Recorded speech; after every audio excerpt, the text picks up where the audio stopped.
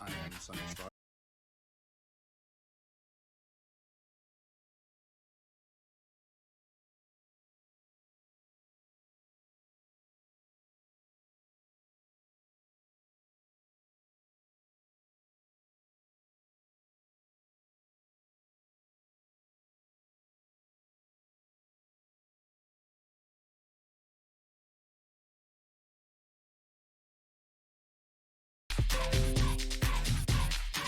Oh, hey. Oh, no. Oh, no.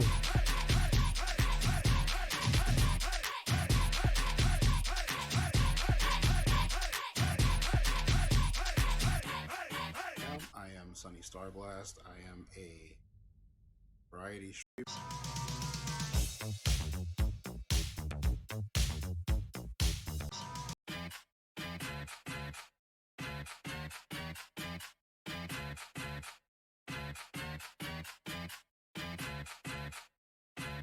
I am Sunny Starblast. I am a variety streamer.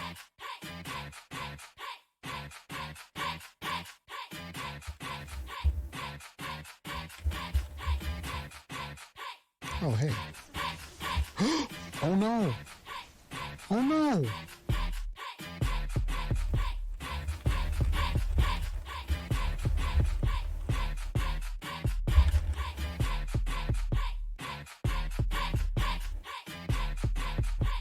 Oh!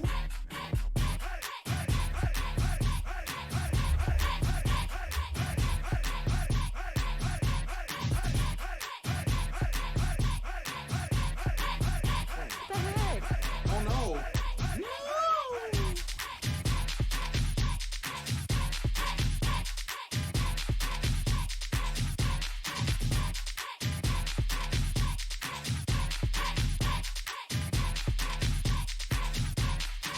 Oh, hey. Oh, no. Oh, no.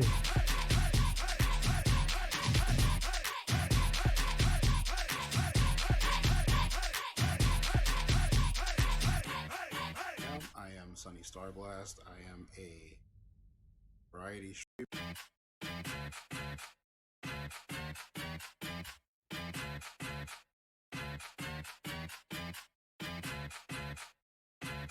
I am Sunny Starblast. I am a variety streamer.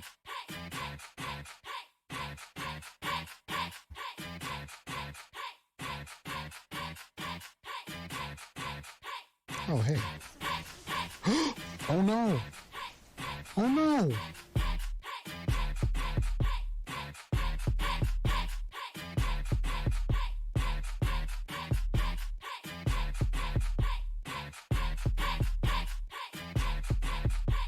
Oh!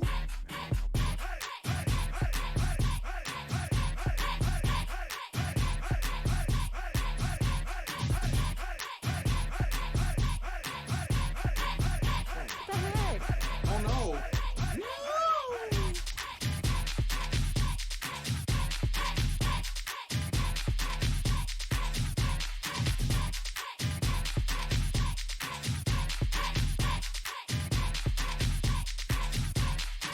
Oh, hey. Oh, no. Oh, no.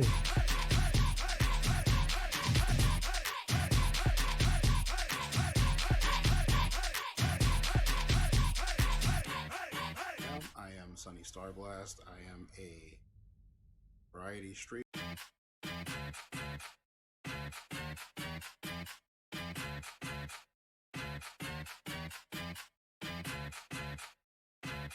I am Sunny Starblast. I am a variety streamer.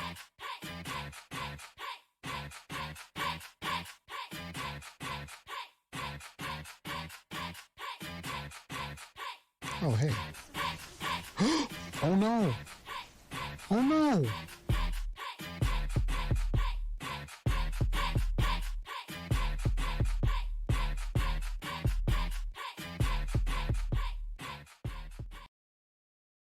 Hello, everyone.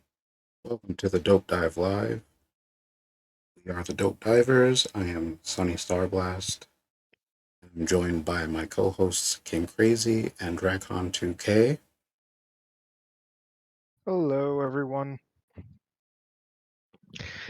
I saw a car today. What? Let him be random, bro. Let him be random. Yep. See, we have a problem if I'm being sensible. You know what? Bring me those puppies! See, there's a difference though. My random is just like out there, funny random. Your random is what the hell is this random? Isn't that the best kind? Depends on the situation. Well, worse for Tommy Wiseau. Speaking Uh, of Tommy Wiseau, See, I segued. Apparently, he survived the room. That's basically what it was. He survived the room. Somehow, this man survived blowing his brains out and became a samurai. Yeah. I am, I am not making this up. and yes.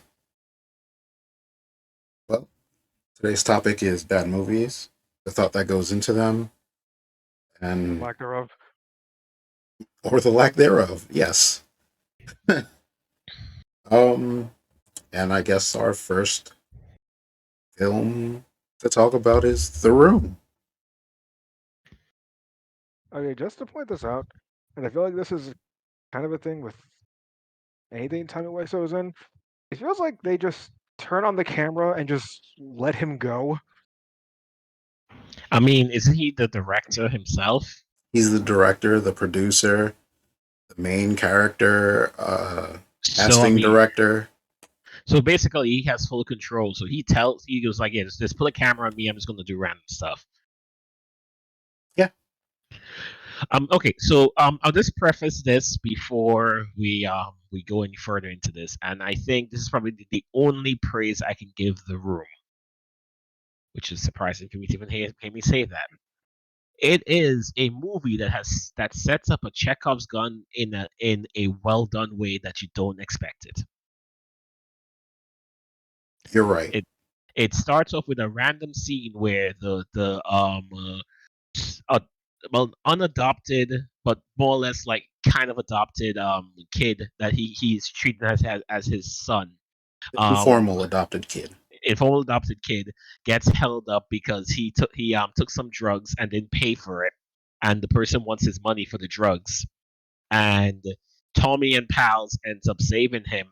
And not only do they get take the guy down, they also take his gun. And that gun is never seen again for the rest of this movie until the end of the movie, where Tommy Wiseau, having a mental breakdown after what has happened to him, takes that gun and takes his own life. The fact that that gun was set up that early with no one expecting that gun to come back, because how this whole movie feels like is a series of random events just clubbed together, and you can definitely see that in many areas. But that was one plot point, which was just like a random event that no one expected, that actually came back to full fruition at the end to be a key plot point to how the movie ended. I want to say you're giving Tommy Wiseau too much credit.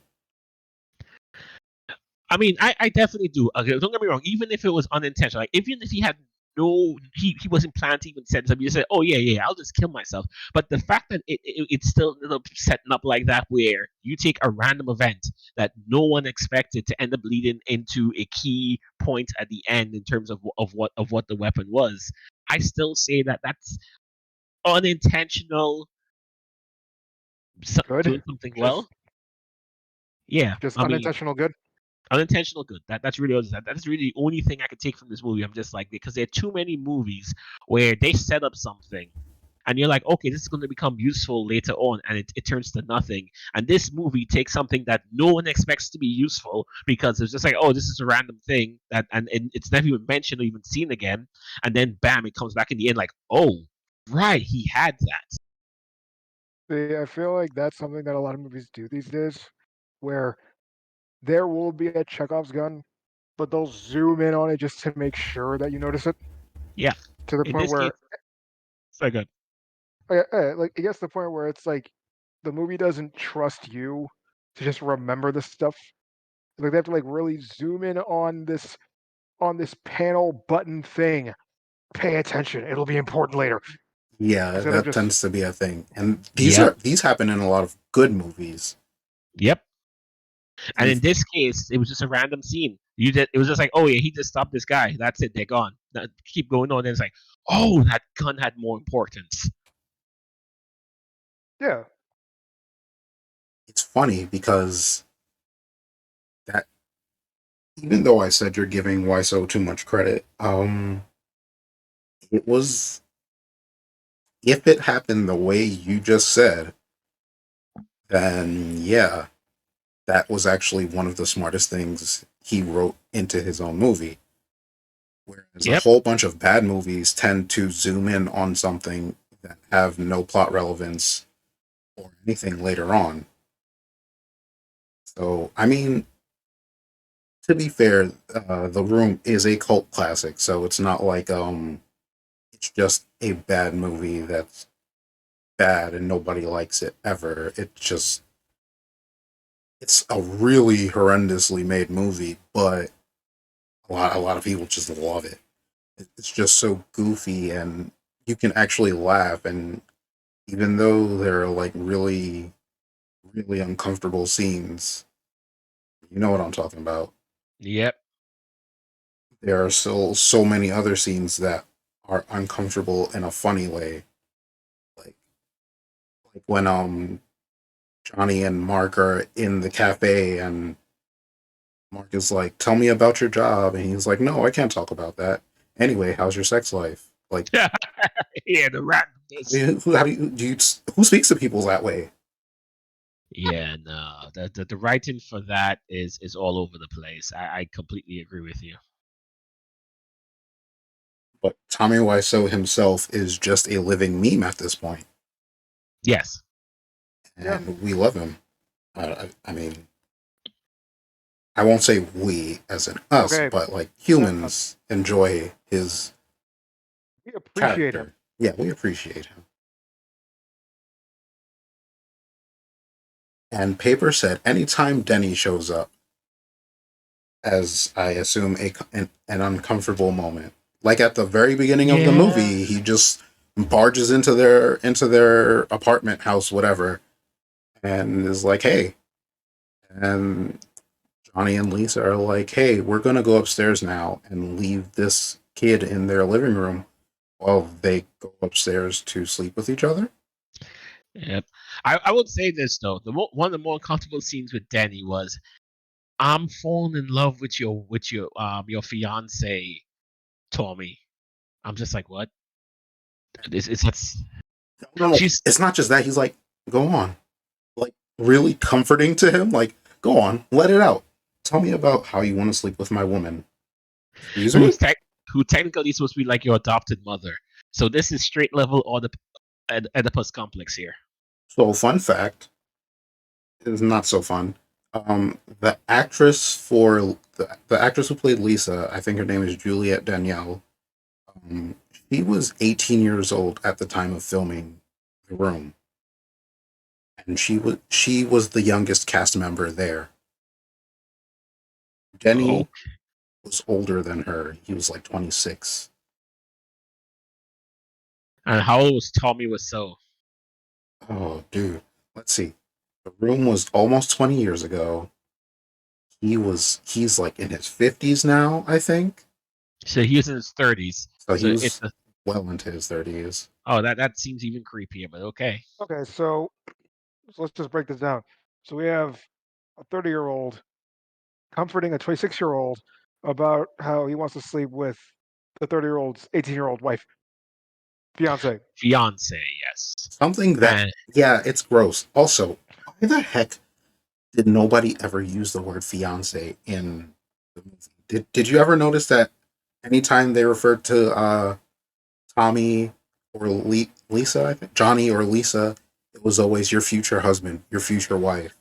yeah, I mean, at a certain point, I just thought it was just some type of artistic choice to just use that instead of fiance. I don't know for whatever reason, but I think it's because Wiseau was very much against saying that he was from Europe.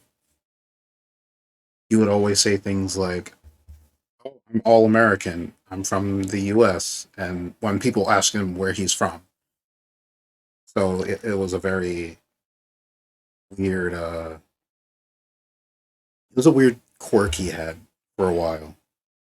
Hmm. He was very clearly from Europe. You know, Tommy Wiseau, all American man from Europe. Yeah. Alabama man. No, he wasn't, but still. I mean, Okay, I would say this right now. One thing about this movie is that this movie tries its hardest to make you hate Lisa and her mom. it didn't have to either. Now that I think about it, It's like They at were every trying too point, hard. Yeah. it was hammering in, oh, hey, I only want myself. I don't love this man. I'm using him for his money. And his wife and his mom and her mom is like, yes, keep him for his money. You don't have to put love in. That's what I did to all my previous husbands. I'm like, what the hell is this? yeah, I mean that's the best way to garner dislike for a character, someone who's selfish and manipulative. And both Lisa and her mother were selfish and manipulative. And Lisa's mom is even worse. I can't say she's worse than Lisa, but she's pretty bad because she's like, nobody cares about me. Oh, by the way, I have cancer. Yeah, that was the. you- It's Um, never mentioned again. you know what was also just as bad as that? Lisa's like, I'm pregnant. I'm like, what? Just kidding. There is no baby. And she says it like in a similar tone of voice with a similar cadence, just super. There's no baby. I was just saying that to make it interesting. How is that interesting? You're literally like having a baby is a life changing event. That's nothing to joke about. It's like she was either badly written or she was clearly meant to be a sociopath I who mean, people again, loved. Why not both? yeah.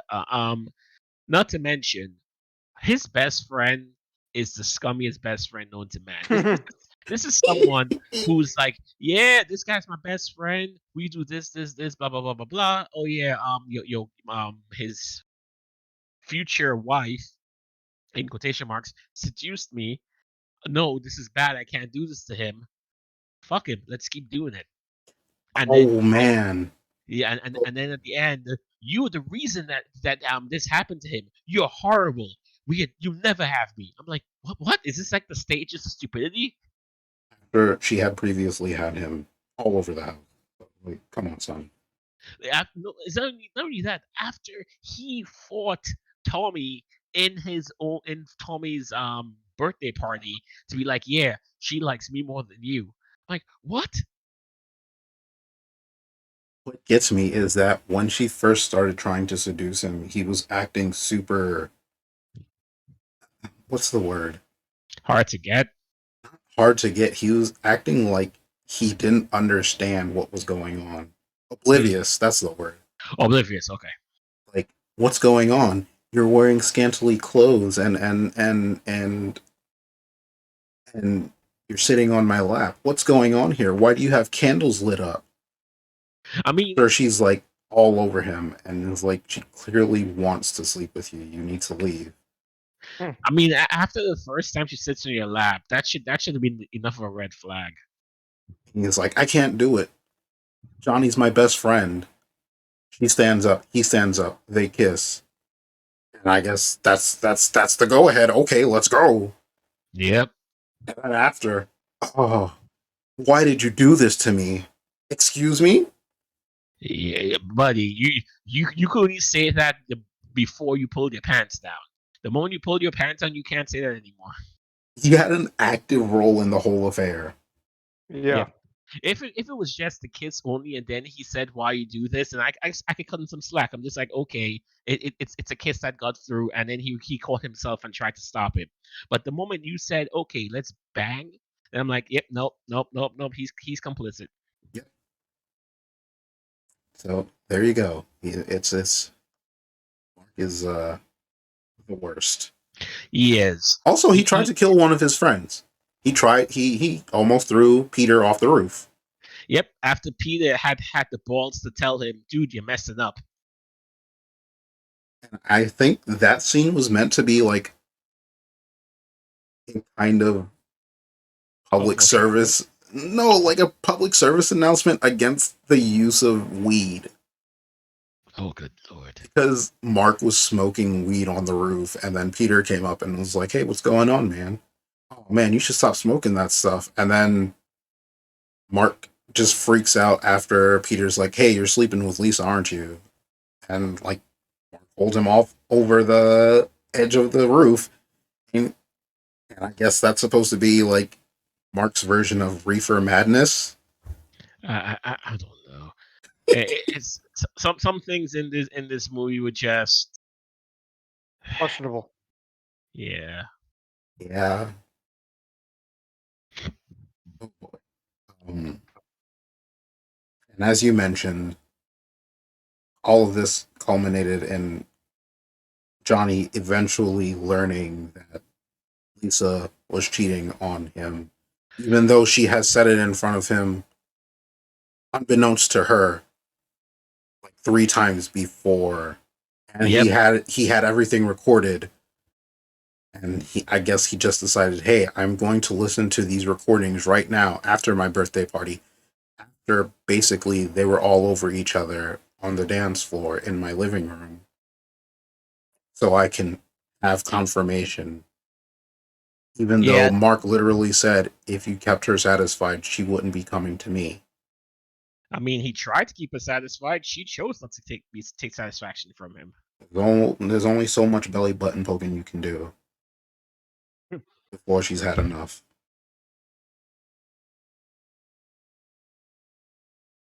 Oh man, this movie was definitely something.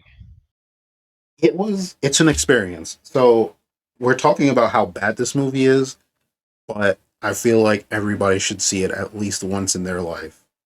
I've seen it enough for quite a few lifetimes, so I can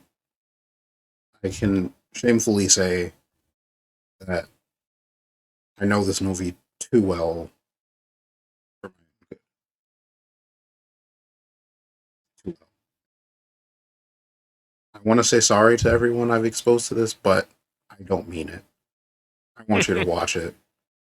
If I have to suffer through the pain, you're all gonna suffer with me. Well, I mean, it's still better than the other movie we watched that night. Ah, Jesus Christ, Vampire Hunter. Let's It get feels like into it. every part of that was intentional. We all know it. Like, That was one of the most progressive 2001 crappy movies I've ever seen. Had to do with Jesus.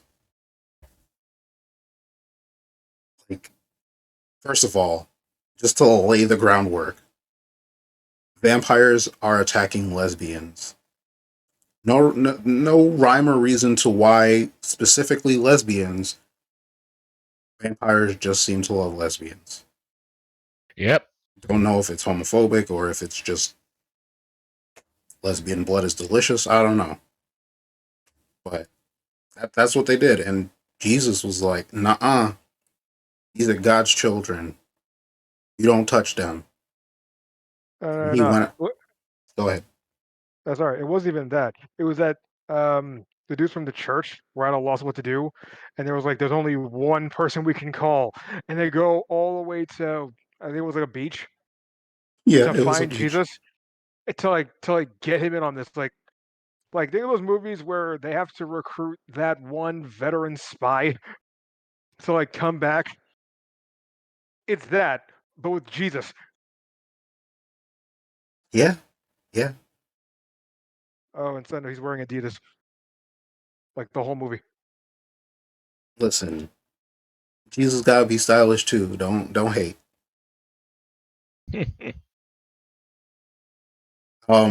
So yeah, strange, but it was weirdly a very gay movie and a very homophobic movie at the same time, as some of our friends said during the viewing. Yeah. it was a mix of both worlds. It tried to give a message and then tried to be bad as the message that they're trying to. It was just bad. I'm sorry. You suggested this movie, so I No, had I to did watch not it. suggest. I did You not suggest the did. movie.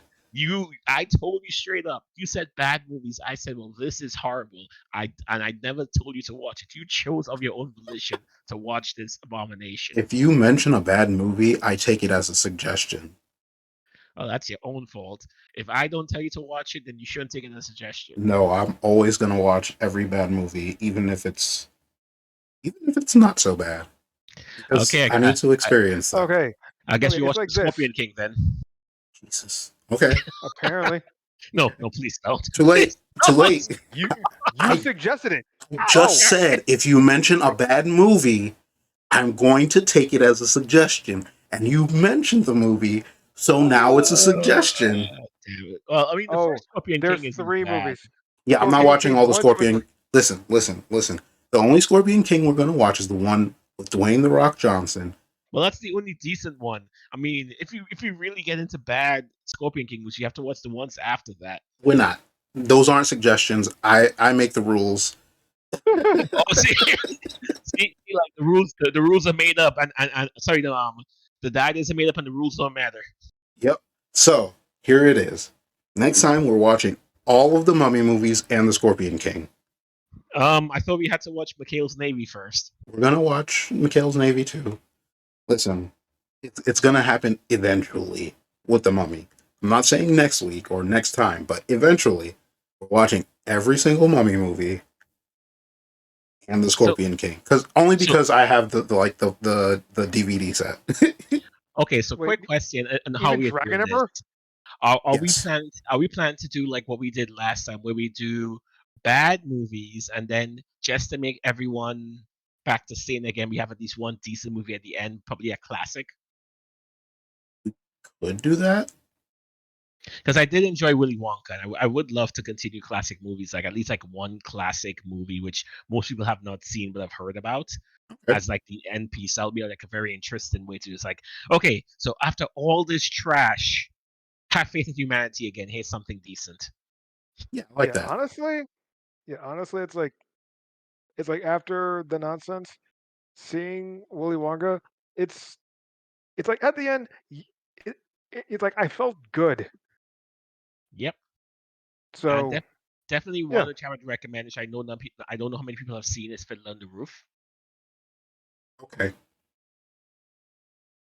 Yeah, we can do that. We can do that.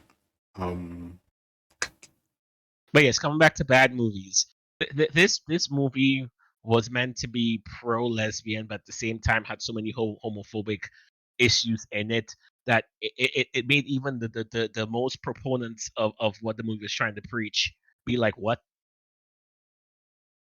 yeah, it was very so essentially, as I mentioned before, vampires are attacking lesbians. The priests went and got Jesus Christ himself to fight the vampires. I don't know where Jesus learned martial arts, but who cares? He's better than Buffy. I mean, it took him a while because like literally the two priests that went with him got killed. yeah, Yeah. which He- was weird because okay, one looked normal, but the other one looked like a biker or something. Like it's like you look at him and you would think that he would last like longer than this. basically opening scene, and Jesus let these two priests get killed, and he did. Wait, didn't they bless the ocean and make Eventually, they made the ocean holy water, right? yes, they Yeah, did, and they got sanctified by their blood. We're all going out from seeing this movie. I mean, there are worse movies than this that we can go to hell for. Which we will not mention because I'm scared of mentioning them. Yeah, that's fine. I don't want to mention them either. yeah, this is a family podcast. Yeah, sure, okay, buddy. We just talked about The Room. You know, families watching The Room. Yep. Hopefully, no families are watching The Room. Gosh. So right, this is a picture of the guy who played Jesus as Jesus Yep. After he got a haircut. before he got a haircut, Oh, was actually. that before Isaac? Oh, sorry. Yes, before he got a haircut. My bad. Yes. And where's after? I forgot. All right. So he eventually, you know, gets a haircut and basically looks like a regular person, and then he kind of gets ambushed by a bunch of atheists. A month. Yeah. I got tongue tied. Shush. Anyway, he got ambushed by a gang of atheists who were in a clown car, I believe, Yep. because about 50 of them came out of that little itty bitty car, and Jesus beat the crap out of them. I'm pretty sure he killed a few. So, Jesus was breaking commandments too. Also, Jesus cut his hair and got ear Piercings. piercing. You got an ear piercing. I'm like, what? And I feel like that's also a sin. Isn't cutting your hair a sin? I mean, At this point, what isn't a sin? True that, but you would think that Jesus wouldn't commit them. Anyway, Jesus fights the atheists. He beats them. He meets a woman named Mary Magnum. yep. Yeah. She sucks at Uh, everything. yeah, and I thought she was gonna be his companion throughout the whole movie. No, she dies like a couple scenes later. She gets bitten No, no. by She turns into a vampire. She that's does. dying essentially. She got bit by a vampire who she was attracted to. And she becomes a vampire, and I guess she's in love with that vampire, so they're in a relationship as vampires. And then Jesus calls El Santo the luchador, Yeah. like the actual. Well, he wasn't the actual luchador in real life, but El Santo is actually a real life luchador. Like, this isn't a made up character. This is an actual real life person who they decided to make a character for the movie. And should I have been offended? I don't know, but it was something. Yeah. Also, El Santo fell in love with a vampire too. No. His It was a human. assistant got bitten and turned into a vampire, and he was in love with his assistant. Okay, that makes a lot of sense. Yes, so the girl Wait, that no, he no, ended no. up It dating at was. the end, that was the assistant. That was the one who came on the plane with him. Wait, she was a vampire? No, She she was got like a turned woman into that got one. turned into one, and that's why he was like, "Please, you have to save her and turn her back," and he professes love to her. But And we but it's all not like thought her. that she was a lesbian, and it turns out she's bi, Yeah, she's bi, and he's thanking the Lord for that. as one of our dear friends mentioned during the viewing, preemptively. Oh, watch them say that she's bi and not a lesbian. And turns out she was, and chaos ensued. Whereas the opposite happened for Jesus, where the girl that he was in love with, he thought that she was straight, and she was actually a lesbian. Who, Mary Magnum? Mary Magdalene. I mean, she was kind of essentially saying she was into women. So, it was a thing. Anyway, Jesus apparently can split himself into multiple copies and go fight in different places. I don't even know where that even came from. At no point do I know in any of Jesus' power sets can he change. Then can he split himself into multiple pieces? Well, He's the son God of is God. everywhere. Right. Exactly. That's it. That's it. Uh, You can't even argue with that. I know you're sighing, but it's true. yeah, I know, but it's just like Yeah, seriously. it's It actually so raises more questions than it solves. Like what are his limits? How is he not just completely broken this movie more than it already is broken? I'm He like, how did he not use this before? That was my complaint. I'm like, if you could have done this, you know how many times throughout this movie you could have saved people by just being in multiple places at once? well, he still has some kind of human limitations. If he weren't Uh, in a human form, I assume he would be able to do anything. But at this point, he still has some human limitations, aside from the shadow clones and um. Oh, I guess I should mention this. Jesus gets staked. He gets stabbed in the chest with a stake, and he doesn't die. Instead, he lets out a holy light that can kill or cure vampires. yeah, that came out of nowhere. It didn't come out of nowhere. It came out of his heart, my dude. Oh my lord. Okay, no, for real though. Jesus releases the holy light. He in the final confrontation. It turns out one of the priests got turned into a vampire too, and was working with the vampires and was stupid. I don't care. And he gets incinerated by Jesus. The other male vampire gets incinerated. And I noticed that it's mostly the male vampires who die. It doesn't matter. Um, and he's about to incinerate the female vampire who turned Mary Magnum into a vampire after curing her, by the way. And Mary Magnum's like, "No, I love her." And Jesus is like, "All right," and turns that girl into a human. And he gives some weird speech to a bunch of people. I don't care what you do or who you do it, but leave everybody alone and let them live their lives. Something like that. I don't even remember the message. I'm making this up. Jesus basically just gives us a speech about how we should treat everybody well, which is a wholesome message for a not so wholesome or good movie. But I will say this about Jesus Christ Vampire Hunter. Bad as it was, it didn't have any sex scenes. For that, I'm grateful. It Yeah, it wasn't didn't have. boring. Wait, what? Oh, I was saying it wasn't boring. It it was also an experience. It was an experience. Yep. What do you guys think of that?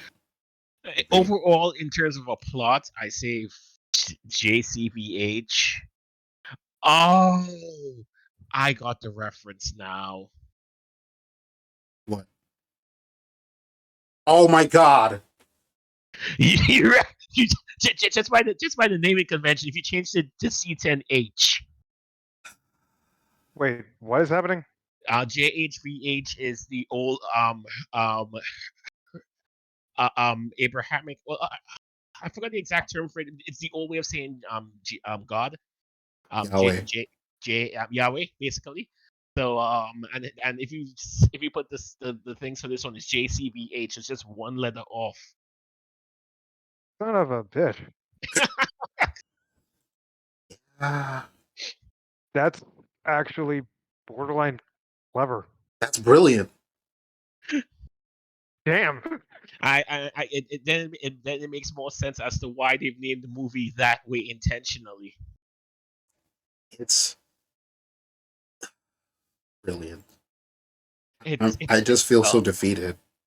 I do as well. This movie had a lot of parts in it. Like okay, so the big comparison between this and The Room is that both of them had a lot of scenes in them that didn't need to be there. They could have been excluded, and you could have still had a movie where you could understand the plot from beginning to end. The biggest difference between this and The Room was that The Room had a plot where you saw the dominoes falling. You saw that all of these things were just leading up to the part where eventually Tommy would find out that his wife, sorry, his future wife and his quotation marks best friend would eventually come to heads with him and something would happen. In Jesus Christ Vampire Hunter, the scenes just stopped adding up at certain points. You're just like, what is going on? Where are we going? Why are they suddenly fighting in a scrapyard? What? I think that's like the biggest between the two movies. One of them, at least, you could see in your head, even if it was taking like all these random twists and turns, and they were still leading to an end path. This other one was just like, okay, so the GPS says, okay, we go here. Now the GPS says we go there. Now the GPS says we go here. Now the GPS says we go there. Now we suddenly come back to this point. The GPS, what? And that's how I felt with the second movie. Okay, that's fair. Very fair. King Crazy, how do you feel about Jesus Christ Vampire Hunter? I feel tired. I mean, after The Room and then watching this back to back, anyone would feel tired. Yeah, no, I can't fault you for that. So I know we gotta talk about King Crazy's suggestions. What is it? Samurai Cop. Speaks fluent Japanese. Anyway, um, so this movie takes place in Los Angeles, and there are multiple gangs. The most prominent of which being the Katana Gang, which Yep. is led by a man named Fujiwara. But our hero, Joe Marshall, who gets brought in to handle this gang, he's all like, "Are you Fujiwara?" Like he can't say his name. But then in the second movie, they're like, "Oh no, his name actually is Fujiwara." So Joe Marshall was right. He speaks fluent Japanese. Never forget that. So him and his partner Washington The black team guy. up, and which they mention So more than once. much. I don't understand why they need to mention that he's black. We can Oh, see. no! It gets even worse than that. It's because I remember into a certain scene where they capture him while he's coming out of the shower. Right. And they have to. He says, "Talk, or I'll remove your great black gift." And I'm like, "Excuse me, why are you holding it? Ew, sir. Listen, if you like it that much, don't cut it off. Ask him out, because it was uncomfortable. Holy crap! Yeah. Now, what was really uncomfortable when they were going to the hospital to check on that guy who was on fire and talking to that cop. The cop whose face was just real zoomed in. You could see like every single facial expression at once on this one man. You Which cop? know, Oh, he didn't have a name, I don't think, Is that the one but who got killed later on? I don't know if he got killed later on. But okay, there was the guy who set on fire, and the bad guy was going to go in there and cut his head off. The Yes. cop that they had to sneak around. Yes. It's like it's like you pause it just right. You can see every facial expression a person could possibly have in this one man in in this 5 second line that he gives. Something I But didn't like about this movie is that they were very creepy when it came. Not creepy, but I don't get why Samurai Cop Joe, I think his name is. yes, Everybody wanted to sleep with him. Like yeah, everybody. Like there's a scene where he's talking to this doctor, and she immediately starts coming on to him, and she's like very blatant about it. To the point where she straight out asks him, "Do you want to bang me?" And he talks into the stethoscope like so, and says yes. And then she's like, "No, I don't want to anymore." And I'm like, no, blatant. I'm trying to remember her name, but that one female cop. "Yeah, no." She was like that with everybody.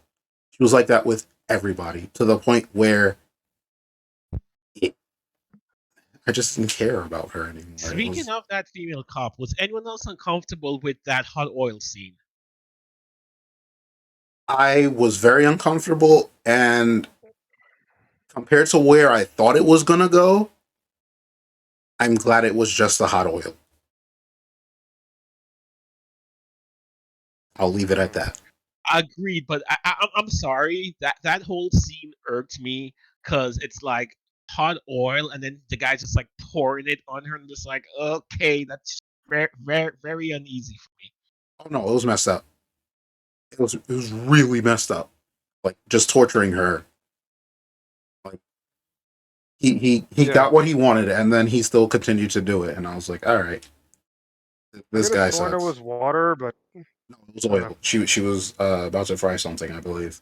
Yeah, and she was literally crying out the moment that touched her skin. I'm just like, yeah. Imagine when a simple drop of that flies on you when you're cooking something. Imagine having that poured on you. That's Hearing literal pain. death. That's third Yeah, degree burns or worse. I don't know if there's anything worse than a third degree burn, but you know, In death, that's worse.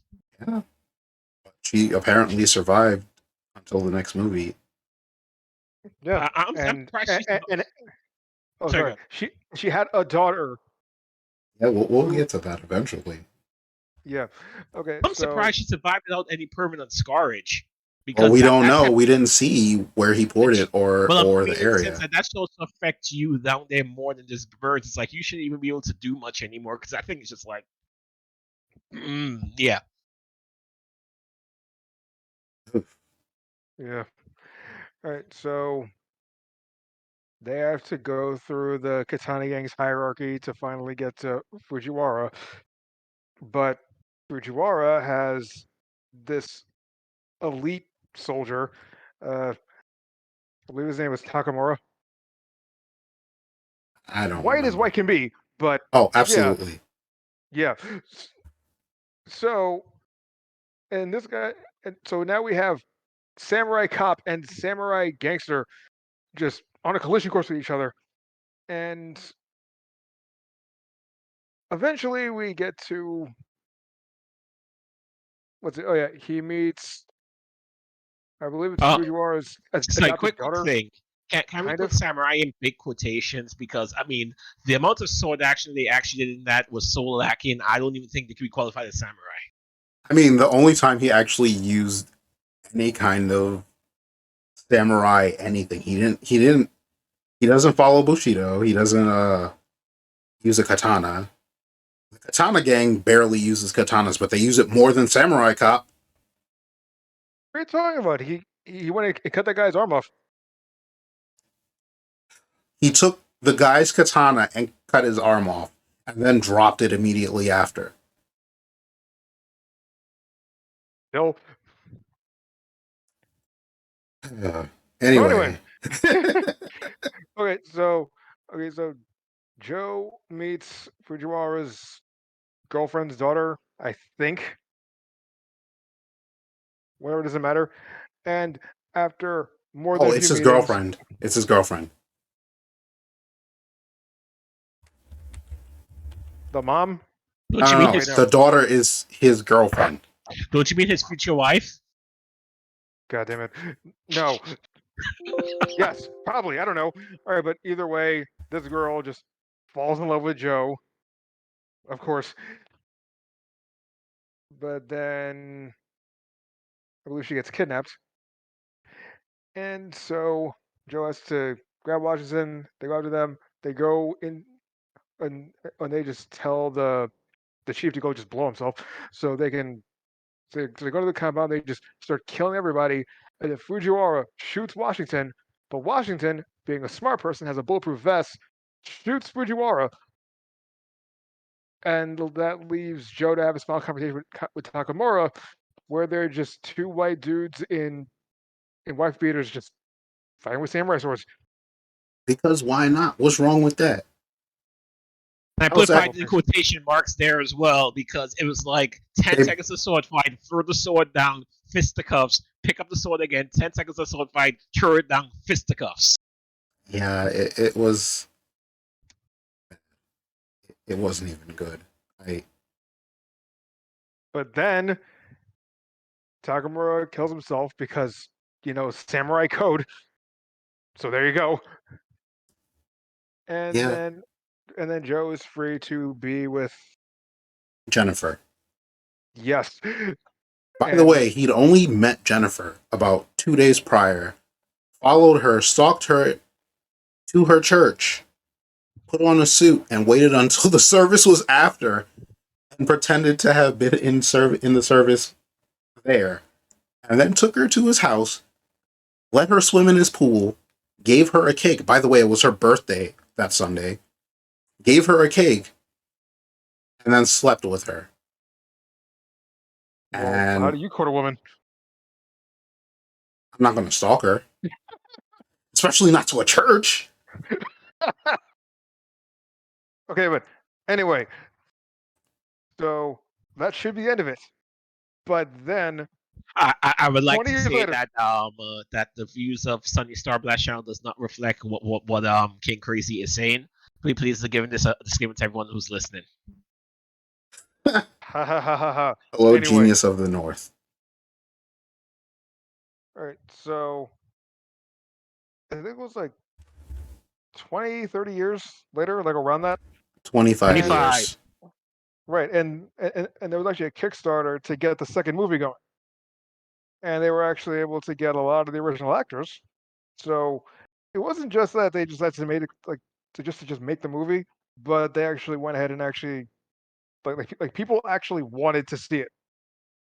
So that was nice. And unfortunately, the gentleman who played Takamura in the first movie, they were filming, but he had passed away. So Okay. the movie was like a big dedication to him as well. All right, so we start the movie off, and oh yeah, I think of all the guys they could have brought in, the ones they couldn't get was Jennifer, only Yeah, because because she yeah, probably didn't want to be in that crappy movie. actually I think it's also because like I saw a picture of her recently. She looks wildly different. I mean, So a so decade, it two and look a half decades can do that to you. I mean, did you not see the what the not the juice one. did to that one girl? Wait, Which girl? what? And Willy Wonka, did you see what the juice did to that one girl? Oh my 40 gosh. years later. All right, but anyway, they got the Katana gang. Everything's great. They're going and Joe and Jennifer are gonna go and maybe have kids. Who knows? But then some kid's like, "Oh, are you a cop? You gotta help me. My sister's missing and blah blah blah." So he goes, and this kid just whips around, turns a gun on Jennifer and shoots her dead. And then we have the big no scene. And this is the start of Samurai Cop 2: Deadly Vengeance. Man doesn't even go and get vengeance until 25 years later. He tried to. He tried to. Like that's the thing. Yeah, but he couldn't get like approval from whoever, and Washington couldn't help him. So we had to like just abandon the whole thing for that long because they wouldn't let him. Yep. Of course they Right? wouldn't let him. He's too close to the case.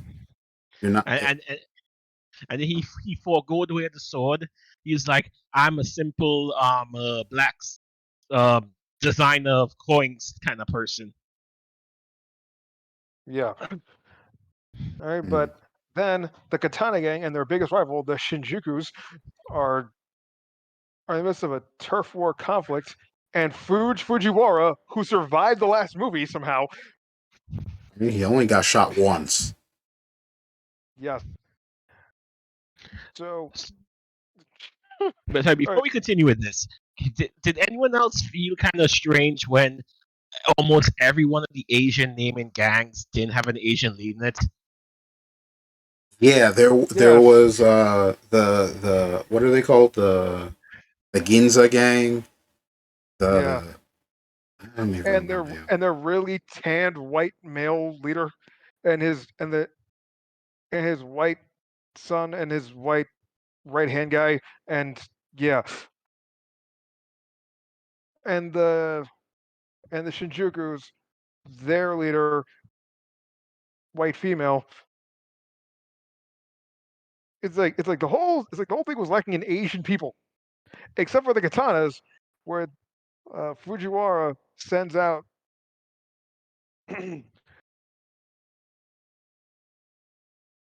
Okay, somebody else say it. Two porn stars and Bai Ling. Wait, both of them were porn stars too? Jesus, this whole movie was full of porn stars. Yes, yes, it Well, was. but when you have a limited set of funds and you don't want to spend.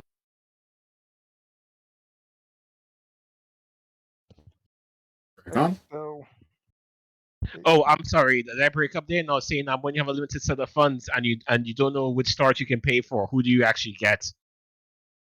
I mean, whoever you can. it's, Yeah, it starts off with the katanas just wrapping out the competition. You got Bailing walking into a room with guns, shrieking and shooting everybody, while the one of these schoolgirl dressed people, don't know the reason behind that, has this weird orb thing that kills them or knocks them out, or I don't it know. it But it she's messes with their brain It consciousness, atomizes whatever. you. It just atomizes you. I've Yeah. seen people just like destroyed from it. It just atomizes you.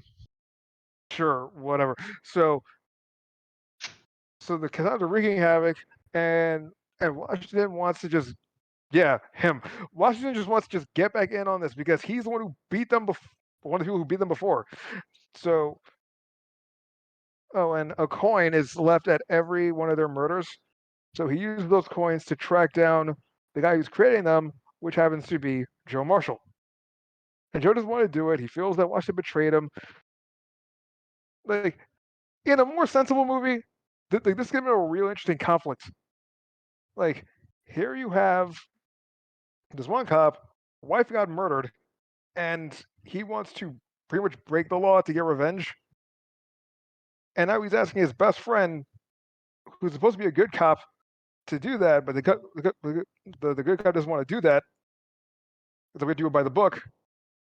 So, so that's where you get that rift between them.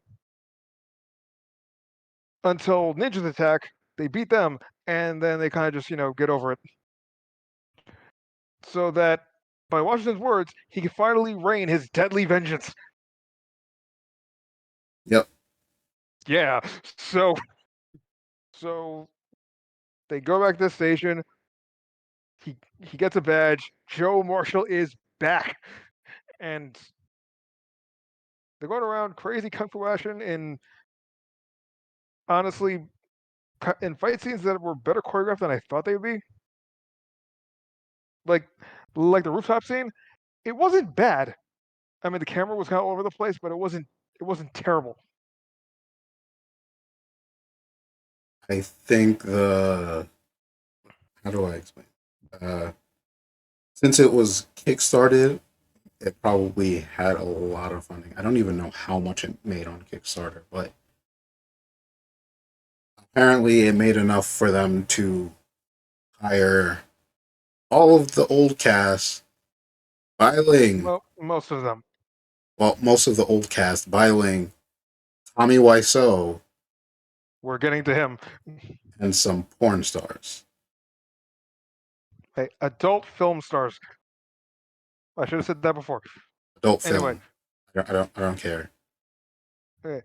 And speaking of Tommy Wiseau, the leader of the Shinjukus, she was killed, and the next scene that you see her, it's like the first time I saw it, I didn't quite get it, but I saw it. I saw it again last night, and it's like they had her stuffed and mounted in a chair. Yeah, I didn't realize that until after the scene. I was like, wait, is that her? Did did he get her taxidermied? Yes. So Tommy Wiseau is just losing his shit, tearing this room apart Or other because of room. ha ha ha ha because of family and destiny and blah blah blah. And he will be the chosen one because apparently Joe is the dark one that the Katanas and the Shugas are trying to prevent for something. So, at the same time, Joe's getting these really vivid dreams. Like he's watching TV, and then, oh, tell me, random woman, about the complex. I need to buy the complex. You got to tell me. And then it's him looking at himself in the TV, and he completely brushes that off for some reason. Okay, but then on a plane, he happens to meet this lady named, was it Melina? Yes, maybe. I don't know, but she's Melina for the whole movie, so I don't care. Yeah, and she looks suspiciously, but also exactly like his dead wife. But only And exactly like her in this movie because yeah, she yeah, looks yeah, yeah. nothing like the original actress. But they couldn't get the original actress, so they went with her as Jennifer from 1991 without stock Yep, footage. right. There was stock footage of the original actress, and they just kind of let that, like, they just kind of went with it, I guess. But then the complete random, the katanas attack. So there are ninjas on the plane. Everybody's fighting, and then Bailing and her whoever's just leave the plane somehow mid-flight. It's like logically this shit makes no sense, but we're doing it. We're in the shit. So they're asking her questions because yeah, she looks exactly like Jennifer. But whatever he starts dating her, obviously she's using him. Obviously he doesn't care. So all this is boiling down to them finding the complex, which is kind of like a hub for all these criminal gangs. Yeah. Pretty much. So meanwhile, and I honestly think it's one of the strangest scenes in the movie, which says a lot. You got this, I don't know, Russian assassin guy who did something, and he is gonna have to kill himself. And it's Tommy Wiseau who has to like officiate the thing. It's Tommy Wiseau just saying stuff, just making noises, and the other guy's also yelling, but he has a heavy accent, so it's just two dudes with knives screaming at nothing, and I don't even know what the hell's going on. Dude kills himself, and that's it. I don't know, but anyway, Joe goes to the complex. He's just killing ninjas, so many ninjas left and right, and then he starts killing one of the schoolgirls you're seeing. Don't remember which one. The redhead one. They all blended together, to be honest, and I just stopped caring. Okay, okay. Look, one is a loafer actress, Lexi Bell. The other, I can't remember her name, but that's the one who gets killed in the complex. And then this other lady who showed up just then gets killed immediately because I don't know who that was. And Fujiwara, who's watching all of this and laughing his ass off for some reason, Joe just throws a shuriken at his heart, and that's it. He is dead, Yep. possibly for real this time. And then he finally has a big conversation with Bai Ling, who has had some sort of hate, love, murder boner for him. I don't know. Yeah, I it forget. was really creepy. Yes. And then he stabs her, and then she is literally just a faucet of blood. Yeah, the blood effects in this movie were really Extra. yeah. So, okay. So, then we finally get the big setup duel between Tommy Wiseau and Joe Marshall, where they're swinging at each other, and Tommy Wiseau is again making incoherent noises. Yeah. Yeah. So eventually, He's still recovering from Lisa. for all I know, he probably said Lisa in there somewhere. Again, it was just nonsense. To But be then fair, he's recovering from a traumatic brain injury. he is a brain injury. So he, so Joe manages to edge out the win. But then Tommy Wiseau, wounded, reveals that he was the kid who killed Jennifer all those years ago. Which I gotta say, come on, son. How do you go from like a 15-year-old kid to a Tommy 70 Wiseau. year old looking Tommy Wiseau in 24 years? Come on, son. It was ridiculous, and I get Look, that. dude, dude, Lisa did a real number on him. Okay, so Apparently, so he's about to do the whole, the harakiri, just kill himself. But then Melina shows up, revealing that she is Tommy Wiseau's sister, yes. and that they infiltrated the Shinjukus and the Katanas to destroy or take over both of them, and that it's over. They're not going to go after him, and then they make out. So Joe leaves. Oh no, sorry. Oh, sorry. Washington and other lady who just showed up in this movie. I can't remember the name. Go in there. Mm, eh, He's like Washington's there with a gun. This lady's dressed like Xena and just slashing at ninjas. Sure, but they That was leave. Washington's Joe leaves. partner, right? I'm pretty sure she was like forensics. Okay. But at this point, who knows what anyone is anymore? So anyway, they leave. Then the brother and sister make out, and then one of the other Shinjukus decides to like join them. They're probably gonna have sex at some point. But then, and this is something I didn't realize when I first saw the movie because I didn't stick around that long. At the very very end, the end credits, adult film star Lexi Bell is still alive and she's going to start wreaking havoc. So Samurai Cop 3 possibly, but probably not. Yeah, no, probably not gonna happen, but that's okay. I'd And rather it not happen because um I'm gonna say this and I'll probably get hate for it, but Samurai Cop 1 was better than Samurai Cop 2. It was. Only because Samurai Cop 1 was a movie made straight to video in 1991, and it wasn't trying to be bad, it wasn't trying to be a parody, it wasn't tongue in cheek or any kind of. It wasn't self aware.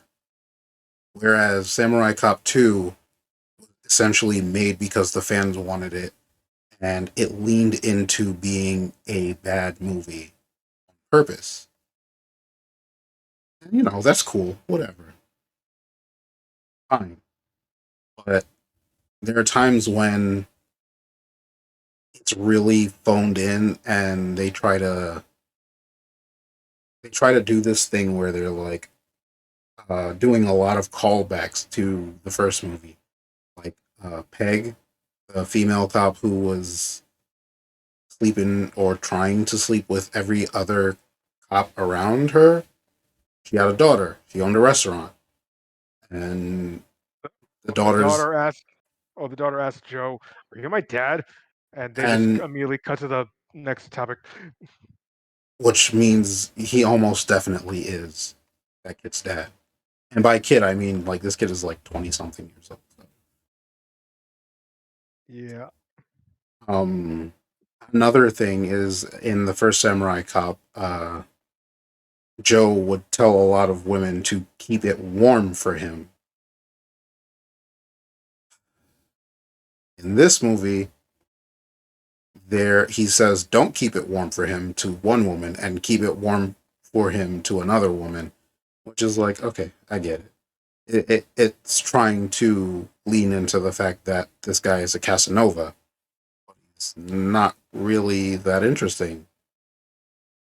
Also, in the first movie, a woman. Wait, no, was it the second movie?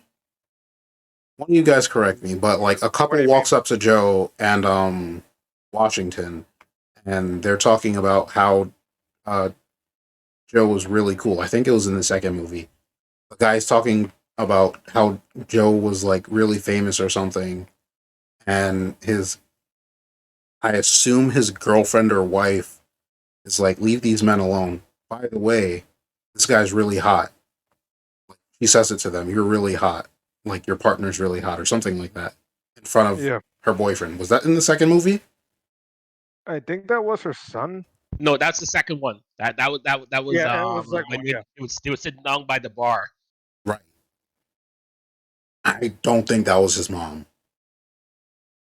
Look, well, they're actors, so obviously not related to each other. Like ages are I kind of know, like I out the window know. in this movie. But but he was saying that when he was a kid, he saw Joe fighting some guy, In the Okamura, forest. Right. in the first movie, and that's the other thing.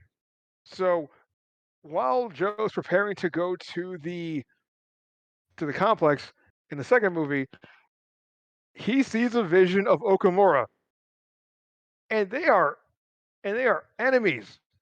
Joe killed him in the first movie, but then he's like, Joe, you must go to the complex. You must defeat my enemies. And he's like, I will do Okamura-san, and I'm like, what the fuck is this?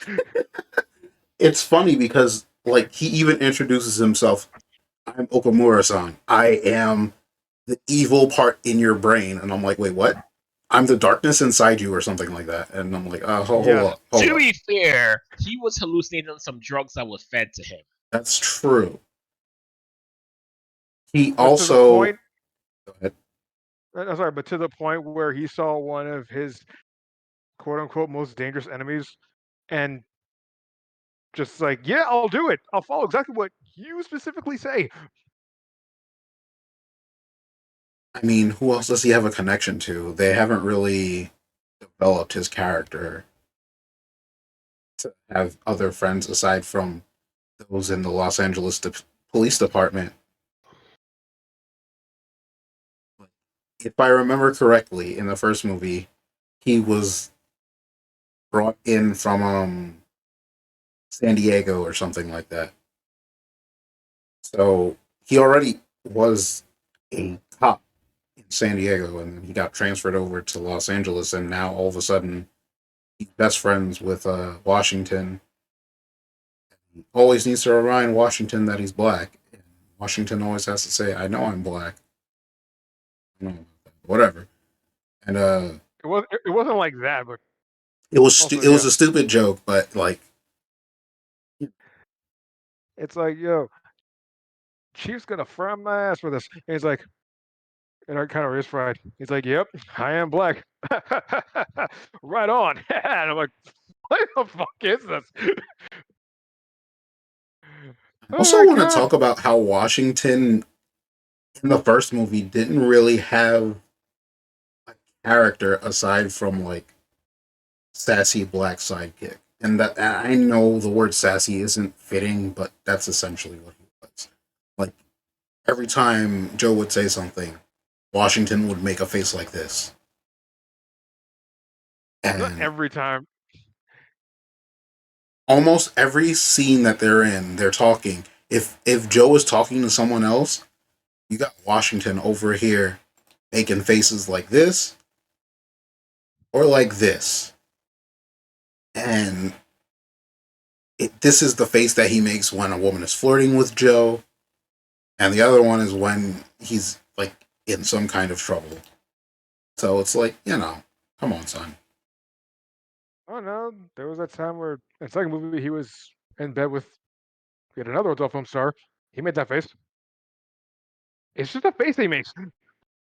Yeah, I think they do it on like in the second movie it was done on purpose. In the first movie, it wasn't done for laughs. Like, I don't know.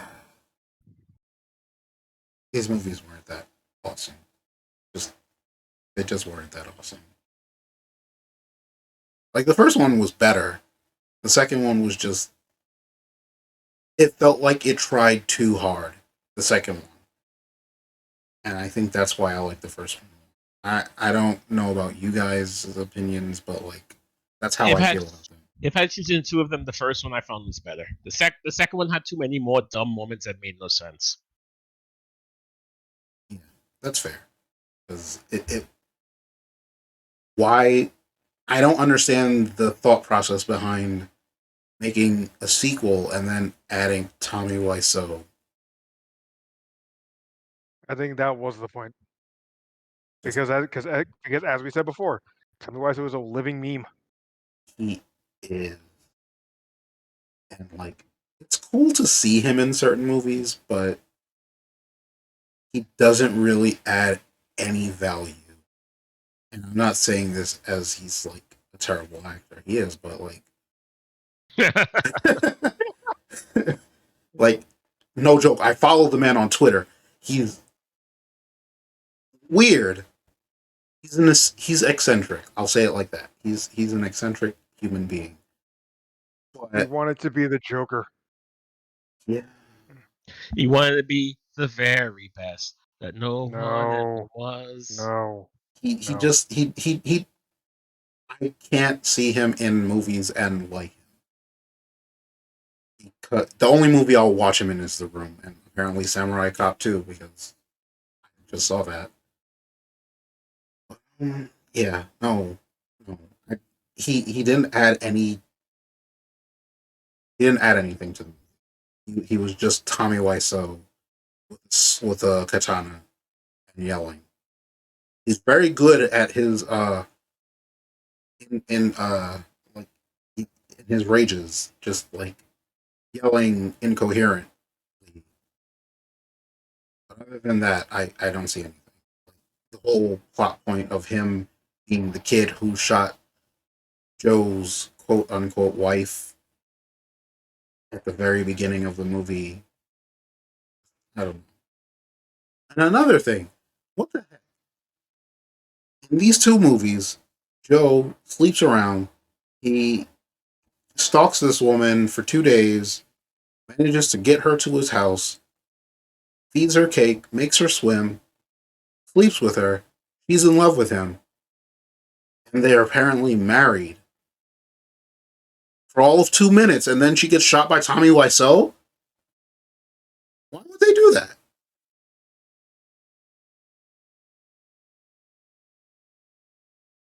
Are y'all I'm there? still here. Y'all just letting me rant? Yeah, go ahead. I mean, at this point, like, what else can be said about this movie that hasn't been said already? Yeah. Doodoo butter on toast. Yeah, Well, so Doodoo Butter is black.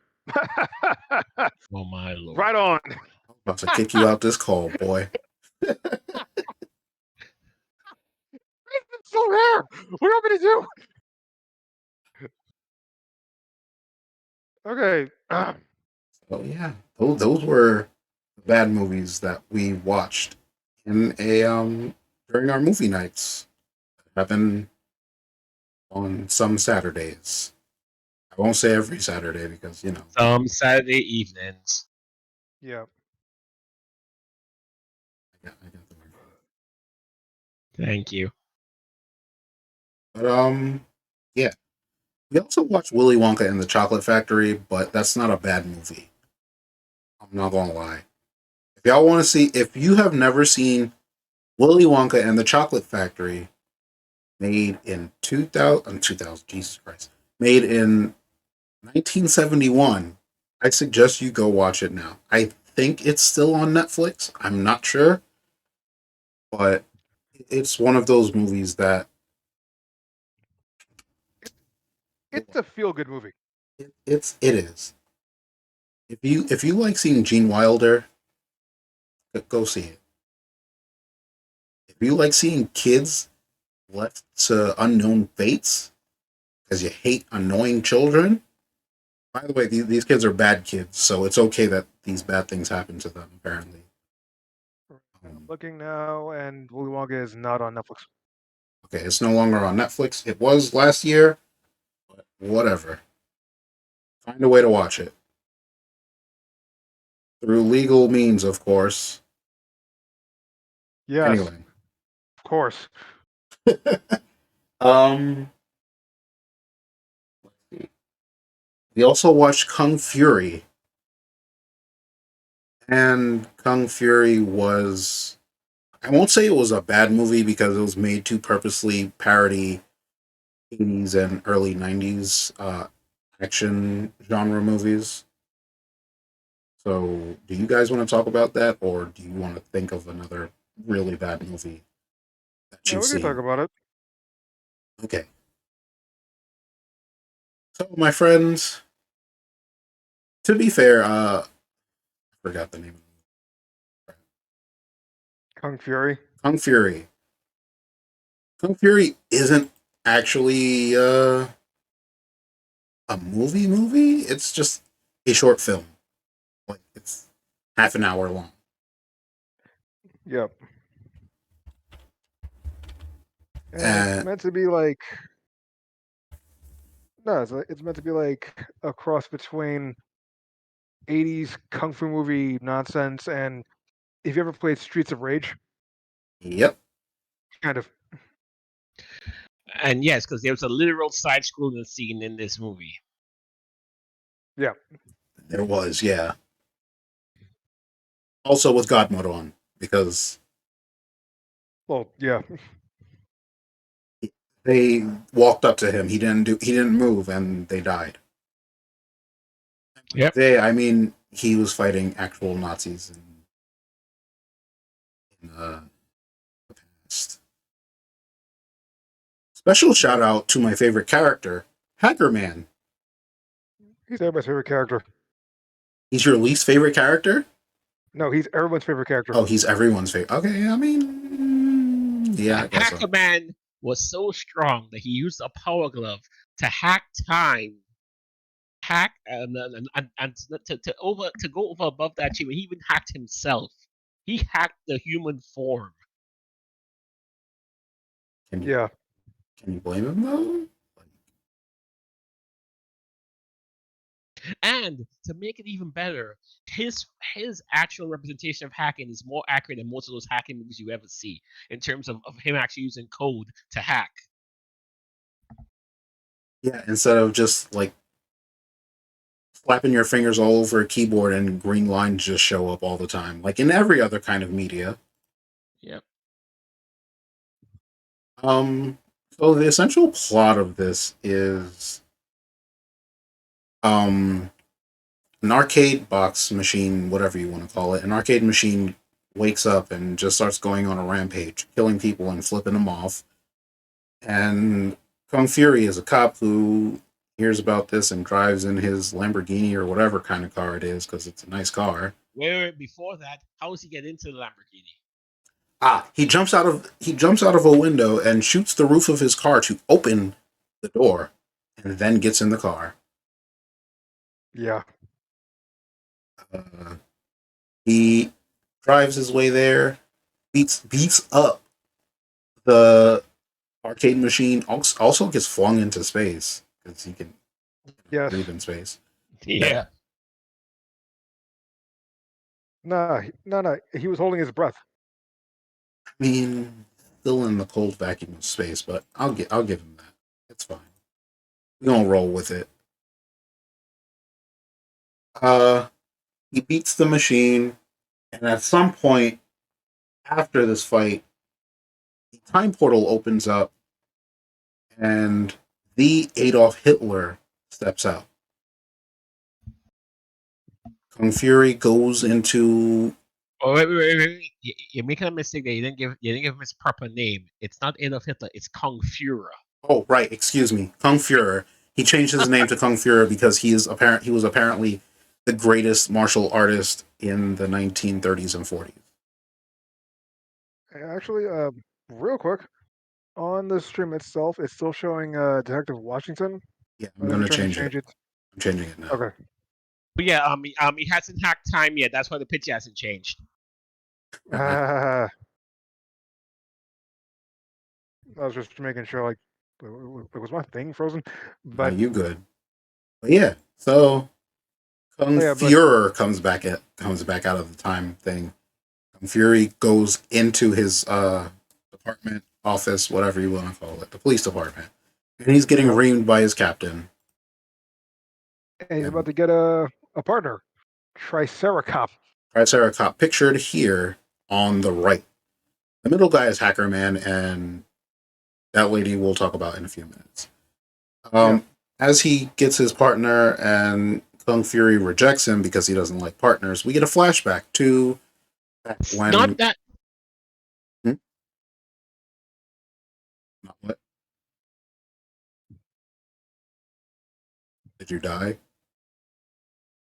Oh, my bad. I'm sorry. I had my mute on. No, saying it's not that he didn't like partners. He just He rejected was him, though. He essentially rejected him he because of had his trauma. PTSD. He had PTSD. That's basically what it was. His Yeah. PTSD came back, and he just couldn't handle losing another partner because of himself. That's how he looked at it. He lost a partner who was a father figure to him, so he refused to let it happen to him again. Cue flashback. yeah. Kung Fury and his partner are chasing a ninja down in an alley. They manage to stop him and cuff him. And while the ninja is there, they just kind of high five each other and say, I love you, man. And his partner gets bisected uh, But from the vertically. side, Yeah, yes, but vertically from the side, bisected. like It's really gruesome, let's be real. it's like I don't know if there's a name for it. It's like it's not like through like the middle of your body, like most people getting bifurcated or whatever in other medias. It's like from the side, Yeah, it's like top of the head through the air down the shoulder, just cut. so he dies. Kung Fury is about to fight, but he gets struck by lightning and bitten by a cobra simultaneously. This gives him the magical kung fu god mode powers of a angry kung fu god mode guy. I don't know. And as the ninja's about to attack him, punches him and then kicks him. And the ninja's like, "Holy crap, you're the chosen one!" And that's the end of that flashback. The chief's phone rings, and Kung Fuhrer is on the other line and asks, "Are you a police officer?" And he's like, "Yeah." So Kung Fuhrer pulls out a Glock and starts blasting into the mouthpiece. And because of magical kung fu powers, I'm gonna assume the bullets travel through the phone line and kill the chief and some people in the department.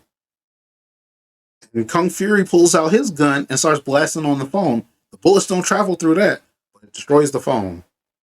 And he's like, "Hey, trace the call." And all the police officers are like, "We can't trace that dude."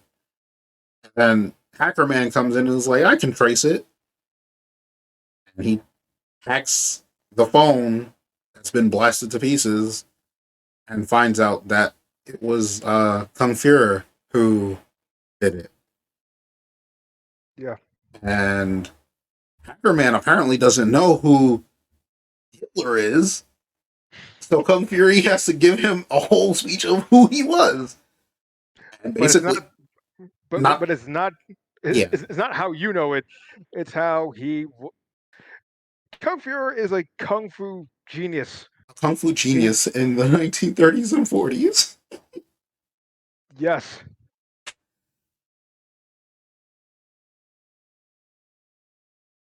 and we're No, not dissing Kung it. That Fury is. We're not dissing Kung Fury, but we saw it last night, and we just want to talk about it because it was just so hilarious. yeah, So Kung Fury essentially says, "We have to go beat Hitler," and Hacker Man's like, "Okay, I can hack you back in time." But so he makes Kung Fury stand on a typewriter, I think, or some kind of keyboard or something. I don't know what the heck. I don't even remember.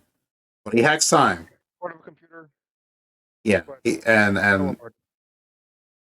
Kung Fury starts traveling through time, Tron. Tron time. Yeah, let's say it like that, Tron time. And Hackerman accidentally hacked him too far back in time, where he met the woman on the left, Barbariana.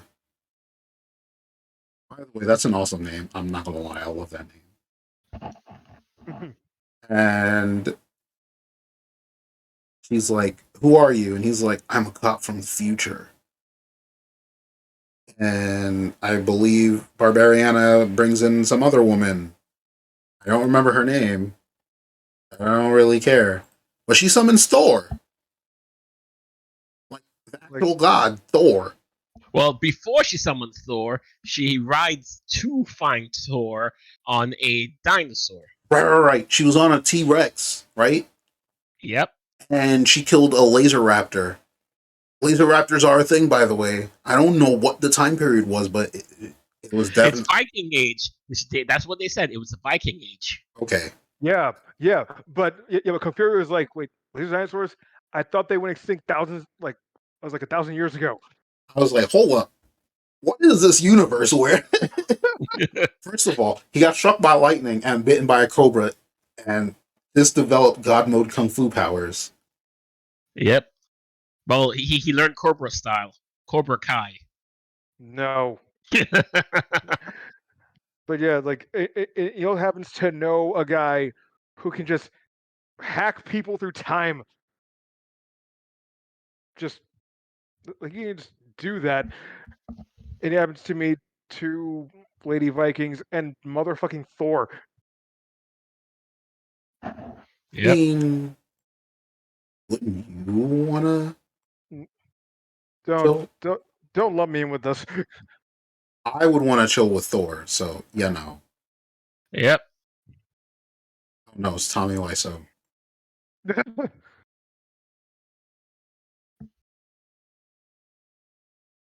There, Kung Fury. Let's get rid of everything that's not Kung Fury. Okay, it was a word processor. Okay, he was writing a word processor through time. Jesus Christ. So right, he meets Thor, and Thor is like, "Okay, I'm gonna put you in the right time to Adolf Hitler because." And I wanted to ask, how does Thor know who Hitler is before Hitler was born? But you know what? Thor's a god, and I'm not even going to question it. No, the better question is how's Thor able to just use his lightning powers to just send people through time? How do, Apparently, but the Flash can go through time, and the Speed Force takes the form of lightning. that is completely different, and you know it. Hey, Don't how do start you? me with that. I You have saw to. the I saw the season 7 finale, and it was the dumbest shit I've ever seen. I stopped watching the Flash.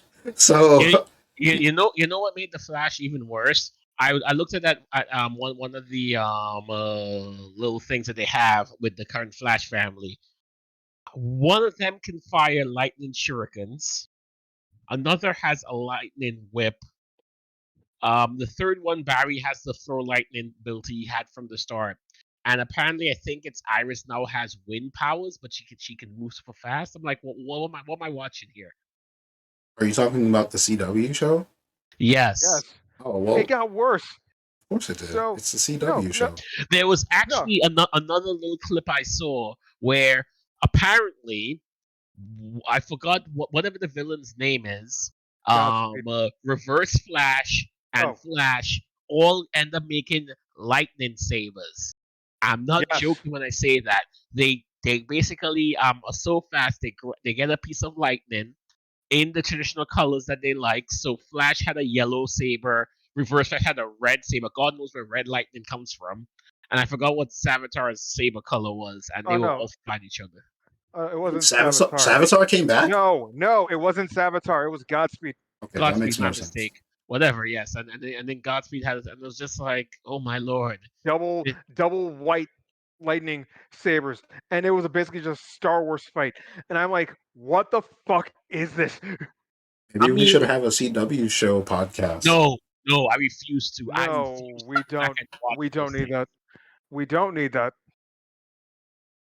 Oh my Seriously, gosh. there's already a podcast that already does that. Let them suffer through it.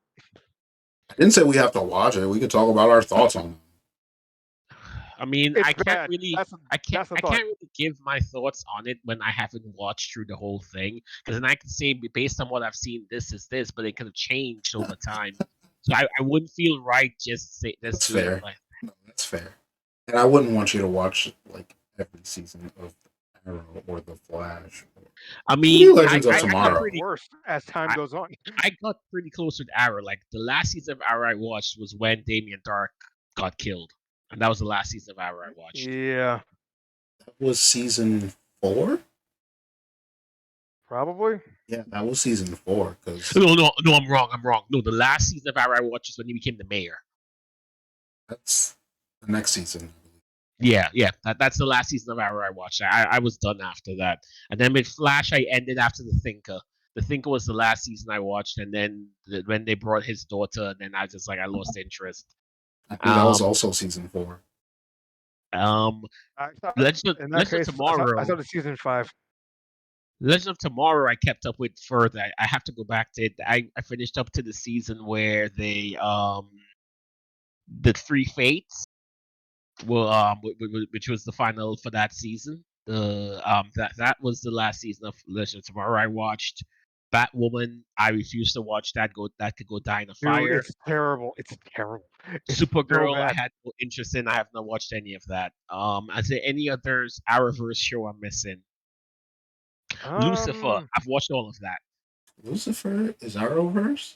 Yes, it yeah, is. If based on Crisis of Infinite Earths, where they actually meet Lucifer to go get Ollie's soul Oliver's back. Soul, yeah. So literally, they tied it into the Arrowverse because of that. technically, it's not the Arrowverse. It was like It was just a crossover. multiverse. Yeah, it's a multiverse. They kept going. It's like by that logic, every other DC property is No, part of the Arrowverse. Like, no, no, but no, here's the they difference with Lucifer compared to the others is that he can go into any versus hell and do this stuff. Like he made a deal. That's what makes him a bit different from the other characters. right. But let's see. There was um, let's see. They went to Black Lightning. They went to Titans. They went to what was Doom Patrol. They went to They went. the Superman movie. The guy when Ray, the person who the actor for Ray, when he was Superman previously. Right. They went to one where I think it was shit. I can't remember which Batman it was, but it was one of the old movies. I think it was is it Tim Burton's Batman? Probably. I think. I don't think it would be I don't think it would have been George Clooney. I doubt they would have gotten George Clooney for that. It Absolutely. must be. It must be the Tim Burton one. And there was a. Oh man, Birds of Prey. Right? Yeah, not the movie. There No, was a the show. show. Yeah. They it's like they brought back the action for that. And I'm like, oh, I remember that show. It was mediocre, but Didn't they get hey, Kevin Conroy in to play Batman in live, like yes, live? yes, yes. Batman who killed Superman and went crazy and went all like full evil and tried to kill Supergirl, but Batwoman killed him, thus taking his place as the true Dark Knight, which Oh everyone my had a problem god! with. You mean the same Yes, Batman that died that went missing after one season of her own show? yeah, Oh It was man, stupid. It Batwoman. You know how bad it is that the main character of the show decides to up and disappear after one season of it. yes, but apparently she's gonna come back as a completely different actress. Oh my lord! They just need to end I Batwoman. It mean was just Batwoman is going to be a character, but it's not going to be the same person who was Batwoman in the show. I mean, like it's a different character playing Batwoman. I mean, they did have a different character for playing Batwoman in the second season where Batwoman became black. Yeah, they're not getting the same actress back. I don't think.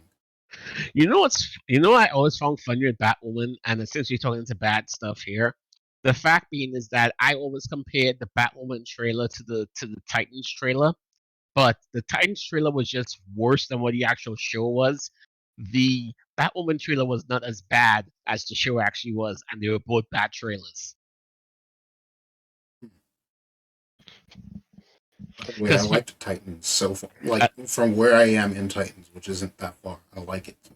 that's what I'm saying. Like when people saw the Titans trailer, it looked like trash. They did a bad job promoting Titans with the trailer they did. And then when people started watching Titans, they were like, "Wow, this is far better than what the trailer was." Mm. Hmm. Oh right, Stargirl. That was Isn't the that? show. Oh, did that come out? I remember they were planning to make a Stargirl show. Yeah, it came out a while ago. Either Oh, way, and the show which I was sad I got canceled was oh my god, how am I forgetting the guy's name now? Uh, Constantine. Constantine. There we go. I was Oh, sad it when Well, his did get show got canceled. canceled. Yep, yeah, they but got then it they one rolled him season. into. Legend Tomorrow, where he But became where he became full bisexual.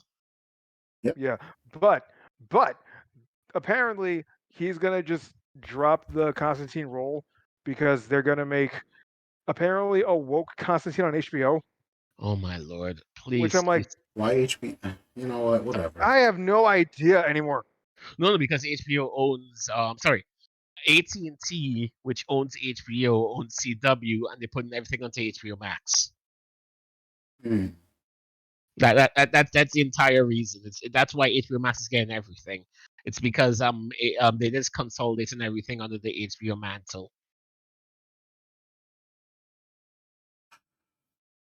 Oh gosh, but yeah,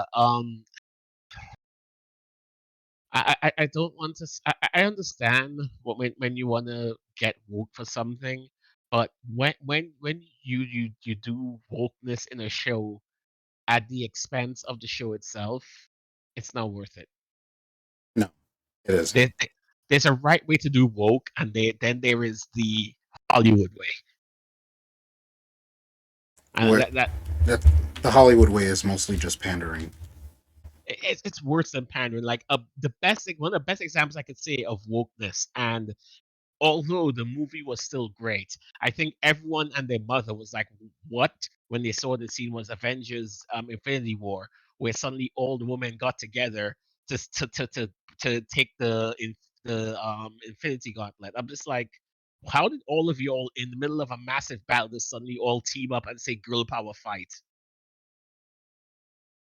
Good question. Not realistic, but Not not realistic. I'm like, but it was meant to be a woke moment at the expense of the movie fluency of how the movie was going. And that's the type of things where I say I'm fine if y'all want to do this type of stuff. Just don't do it at the risk of affecting the property that you're doing.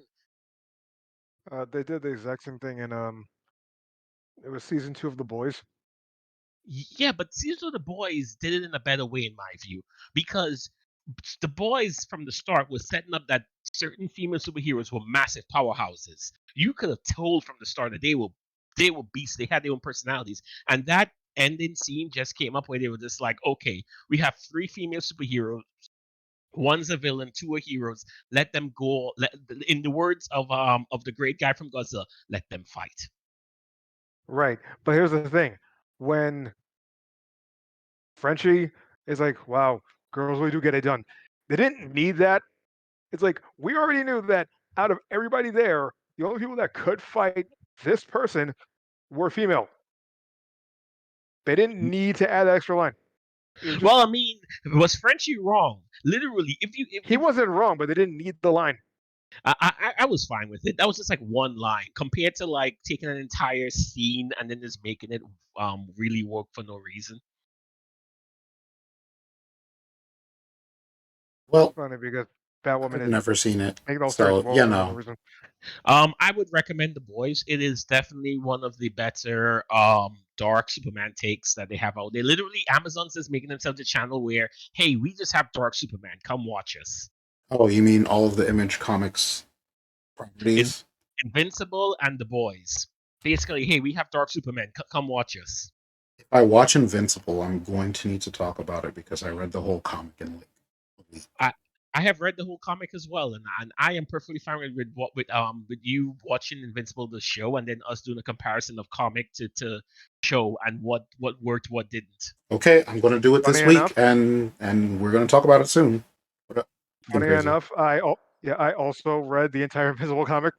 So yeah, Let's do let's it. do it. That's it. That's Yeah, it. We got a topic, baby.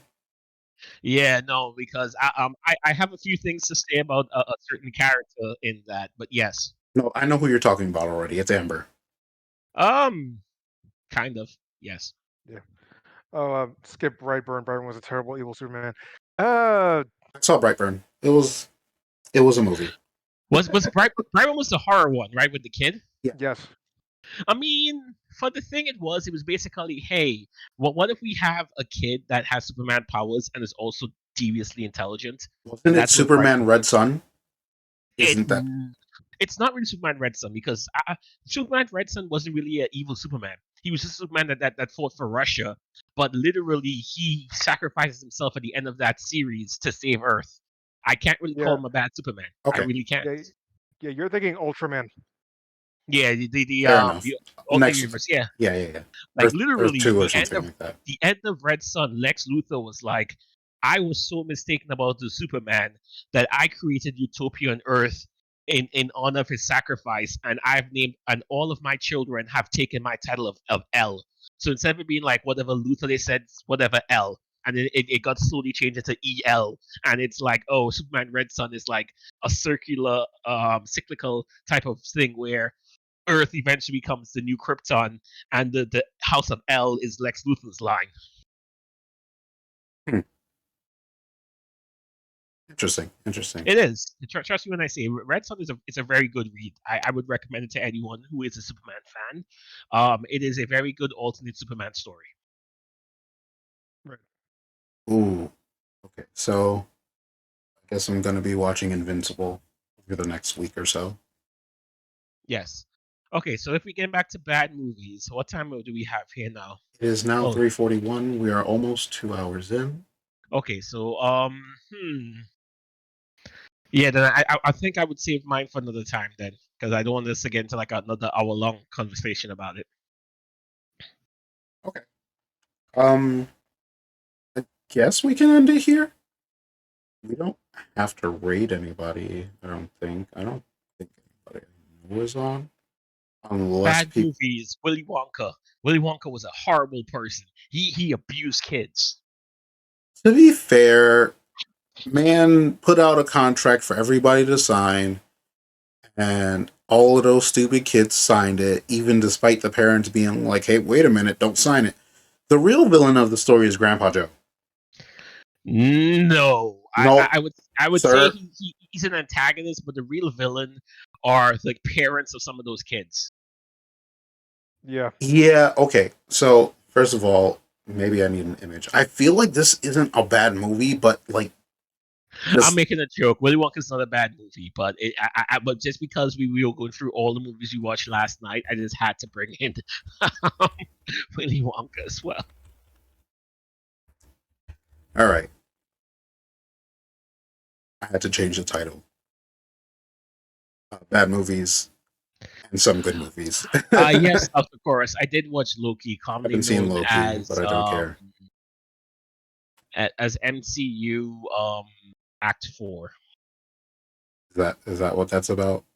No, I just didn't want to use MCU because then a lot of people might get triggered by that.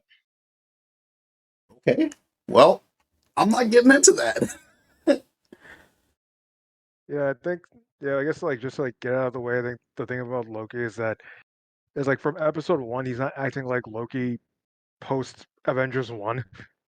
He's not. But again, I give him a little bit of slack as well. I mean, if you were to see your future where you die, you not only do you die, you killed your mother, you destroyed Asgard, It's a lot of and spoilers. and then you oh wait, sorry. Did no one see the MCU movies? Well, we should give a spoiler alert before getting into it. Okay. So if you have not seen a single MCU movie from Avengers Endgame all the way back to the first Avengers movie. This is Too bad. spoilers. Anyway, I mean, Don't oh be yeah, a spoiler turd. alert. Okay. But here's the thing: it's like before that big revelation that he dies in Endgame. It's like before that. It's like Loki seems like goofier and less powerful. Like, Well, again, he to be fair, he doesn't have his powers there. That's the first thing. They've already well, established that he doesn't have his powers in the Time Variance Authority, so he has to then try to be a bit more goofy, trickster like, so people will underestimate him. right. That explains that part. And then the next blow to his psyche is he then goes for the Infinity Stone and realizes that all the Infinity Stones are worthless in the TVA. Because per canon, Infinity Stones only work in the universes that they exist in. So if you take them outside of that universe, they become worthless. Which pissed off a lot of the fandom because they just so the Infinity Stones, which they've been fighting over for 10 years, to us are just toys. So Yes. cool. And that's the one thing which I felt they could have explained better, that would have made more sense. It's the fact that Infinity Stones only work in the universe that they were created in. Right, but they could just take those stones back to wherever world and then just do whatever they want. Or how did they get those stones in the first place? Like the people who they got them from, didn't they try to use the stones? Like But again, they're you're thinking too much about it, because everyone in the TVA is trying to stop variants from happening so that they can have the special timeline. They don't, and then also some of those timelines those stones came from are probably already destroyed based on the TVA pruning process. right, but they went ahead and said that they dealt with gods, titans, vampires, all this stuff, and I'm like, okay, they are like were they like how are they amped in order to do this? How does this work at all? Because Loki, he's a frost giant, but basically to them he is a god. He's taking shots from Captain America without even flinching. It's like it's like he got beat up by the Hulk and was still conscious. But this lady comes out of nowhere and just beats him down, and just takes him. Again, you're making it very simple. You're talking about an organization that has technology that's meant to counter a lot of the things that exist in those worlds. That's literally what they're trained for. Because he's not the first Loki that they've encountered. Literally, when you see the end of time, there are multiple Lokis which have gotten the same process as him. He's not the first Loki. So They, this has absolutely nothing to do with bad movies. I mean, it depends. It depends on your view. Some people consider the Loki series bad. It is an awkwardly constructed show. Eh, I enjoyed it for what it was. That's just how I look at it. I'm like, you can either be super preachy like Falcon and Winter Soldier. You can try to be Oh woke God. like Captain Marvel, or you can just try something and see if it works like Loki. Or you can try something that was good and then pretty much shit on all the victims in that show, like WandaVision. I don't know. Wonder Vision was decent for what it was. I mean, aside from one or two things, it did a decent job of telling Wanda's story. Yeah, but it kind of left it like you have Monica Rambeau acting like Wanda is, like still good, but it's like you have kids from that '70s show. Like, just let us die. It's like we see our nightmares in our dreams. It's okay. Let's put it this way. The one. Okay. I'm going to very spoiler territory here, and I'm sorry we're going very off topic. Monica Rambeau is a woman who has just come back from being out of time for 5 years because of the blip. She has Right. just found out that her mother has died from cancer during the entire time since she was not there. And then suddenly, without having time to grieve, has now been put onto this task with them to stop what's happening in WandaVision, where she also encounters another woman who's dealing with grief because Vision is dead. Literally, Right. she understands a bit of what Wanda's going through because they're sharing in grief together. Right. Here's the difference. So you have Monica Rambeau, who was very justified in her grief. Her mother was her mother passed away while she was gone. But in all of that, Monica did not try to warp reality because she by can't. using innocent. Yeah, Not to but she didn't mention, take innocent people. She didn't take innocent people to do any of this. do you remember Monica at some point in that show says, "If I had your powers, I might have done the same." She literally says that in that show that she might have done the same choice as Wanda here. So I can understand why she's relating with it. I honestly can't. Because, okay, if I lost somebody that was close to me, yes, I feel bad about it. Yes, I want to change it. But would I drag literal innocent people who know nothing of any of this into this Okay, shit? No. so you're taking at it as from us who need to do one grief. You're talking about a woman who started off seeing her parents get killed by a Stark bomb, lost them, then got experimented upon with her brother. Got her brother got killed right after, and then finally found another person to fall in love with. That person gets killed right after. She's hitting back to back to back of people who she's loved just dying. That this is a person at some point who's just had enough. Yeah, she doesn't bring back her parents, and she kidnaps an innocent person to make him into Quicksilver. Uh, Which that was that the whole bait was switch not nonsense. really her. That was what's her name? Take hijacking the thing. Oh, Agatha. Agatha. Yeah, Agatha hijacked and introduced Quicksilver to be like, yes, we need something to follow the plot. So she did that. That was not Wanda. right. Sorry. Also, yeah, all of that. That you brought in Evan Peters, X-Men Quicksilver, to make a boner joke. Yes, I completely agree with you. They did mess up the Quicksilver character line, but I look at it this way: the multiverse is setting up where in another actual universe he would legit be Quicksilver. In this one, they just made the joke, so I expect him to actually come back in whenever multiverse brings back the X Men. I doubt it. Just What? Why weird. would they? That's like one of the most successful characters from the Fox X Men series. Yes, but they will likely bring in like new actors for whatever Depends. reason. I suspect they're going to use them, but then again, Fox has. Okay, I'm sorry. I'm going to stop. We veered completely off topic here. I was like, wait, where did Sunny go? Oh, Oh no, I was right. just chilling here listening to y'all. I don't know what's going on. I don't know who Monica is. I don't know who the Colonel guy is, but go off.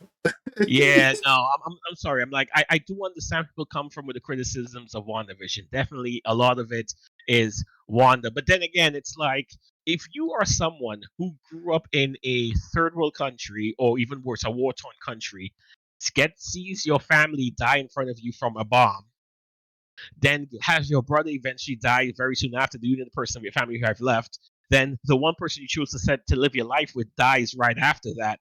I mean, won't you go crazy with grief as well and do anything to have at least Not something of it back? that crazy.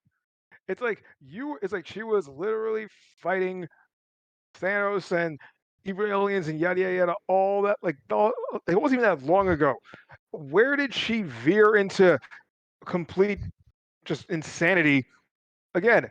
Taking a localized area, doing a reality marvel based in that reference, and then just Okay. To be fair, the reality marvel was not her choice. Do you remember that reality marvel only happened when she cried in grief and her powers just went wild and created it, and then she just ah ran with it after? ah but there it is. Because then she starts seeing the cracks form. You have Vision, kind of, just explicitly wanting to know what the hell's going on, and she's like, no, it's like okay, her powers went out of control, but she intentionally just left it, including the innocent people. Again, it's like I finally gotten back the person I've fallen in love with. I would do anything to keep him. That's literally what her mentality is at that point. Yes, and then in spite of everything that she did to again innocent people, Monica is like, they'll never know what you sacrificed for them. It's like, what did you sacrifice for them? I give you that one. Monica's line in that one was a bit dumb. I felt that wasn't needed. I'm like, I understand that she no longer has her husband and kids that she created from her powers. That's, I mean, although you sacrifice that to give them back their lives, although they were literally trapped and being tortured. But still, that line I do agree with you was not really does not really work in that context. Right. And I And guess Paper Bag, the reason why she was a terrorist was because the bomb that killed her family was a Stark bomb, and that was part of what fueled her to want to get revenge against Tony Stark. Yo, is the MCU just made up of villains who want to kill Iron Man? Oh hell yeah! Don't you realize that? Like literally, Iron yes, Man started yes, the MCU, predominantly. and a lot of villains in MCU are because of Iron Man's decisions, both when he was an arms dealer and after. Yeah, I'm just realizing like at least a good 60% of the villains exist because of Tony Stark. Literally, the both of the Spider-Man villains for the Spider-Man movies are because of Tony Stark. Yeah, I remember Vulture basically Vulture was like, they took my jobs. they took murder. Oh man, and actually, Oh, the second oh, one was and the same what's thing his as name? well. They took my job. Jill Gyllenhaal as Mysterio was the same thing. They took my Oh, jobs. oh no, it wasn't that he took his job. It's that he helped make the hologram thing from Right, and Civil they got War. fired, and they Yeah, all got no, fired. no, His whole team, so they no. took his job. Well, actually, that was a weird bit. All of them got fired for different reasons, but for Mysterio specifically, it was the audacity that Tony Stark would take this great invention that he helped create and call it barf. The audacity. That's I why that movie exists. Yeah. Also, that movie exists because Tony Stark is a horrible father figure. Who the hell gives a kid basically access to military weapons? Tony Stark. Yeah. I'm like, I'm like, you could have sent those glasses to anyone else on the Avengers team, and they would have had a much better way to handle that. Maybe except Thor, but anyone else on the Avengers team would have been more mature to handle Stark Tech weaponry.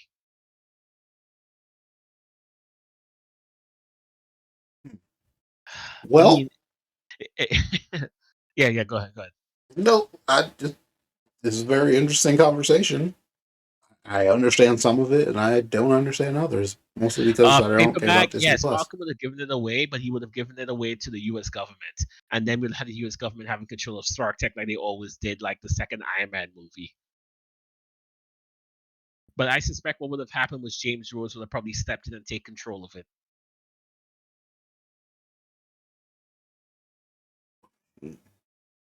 Yeah, because I mean he's high up in the military anyway, even though he's a vigilante on the side. I don't know how that works. He's too busy dealing with, well, not dealing with Falcon the Winter Soldier. See, my problem is this though. So since Iron Man is dead, who's maintaining the replacement spine for Rhodes?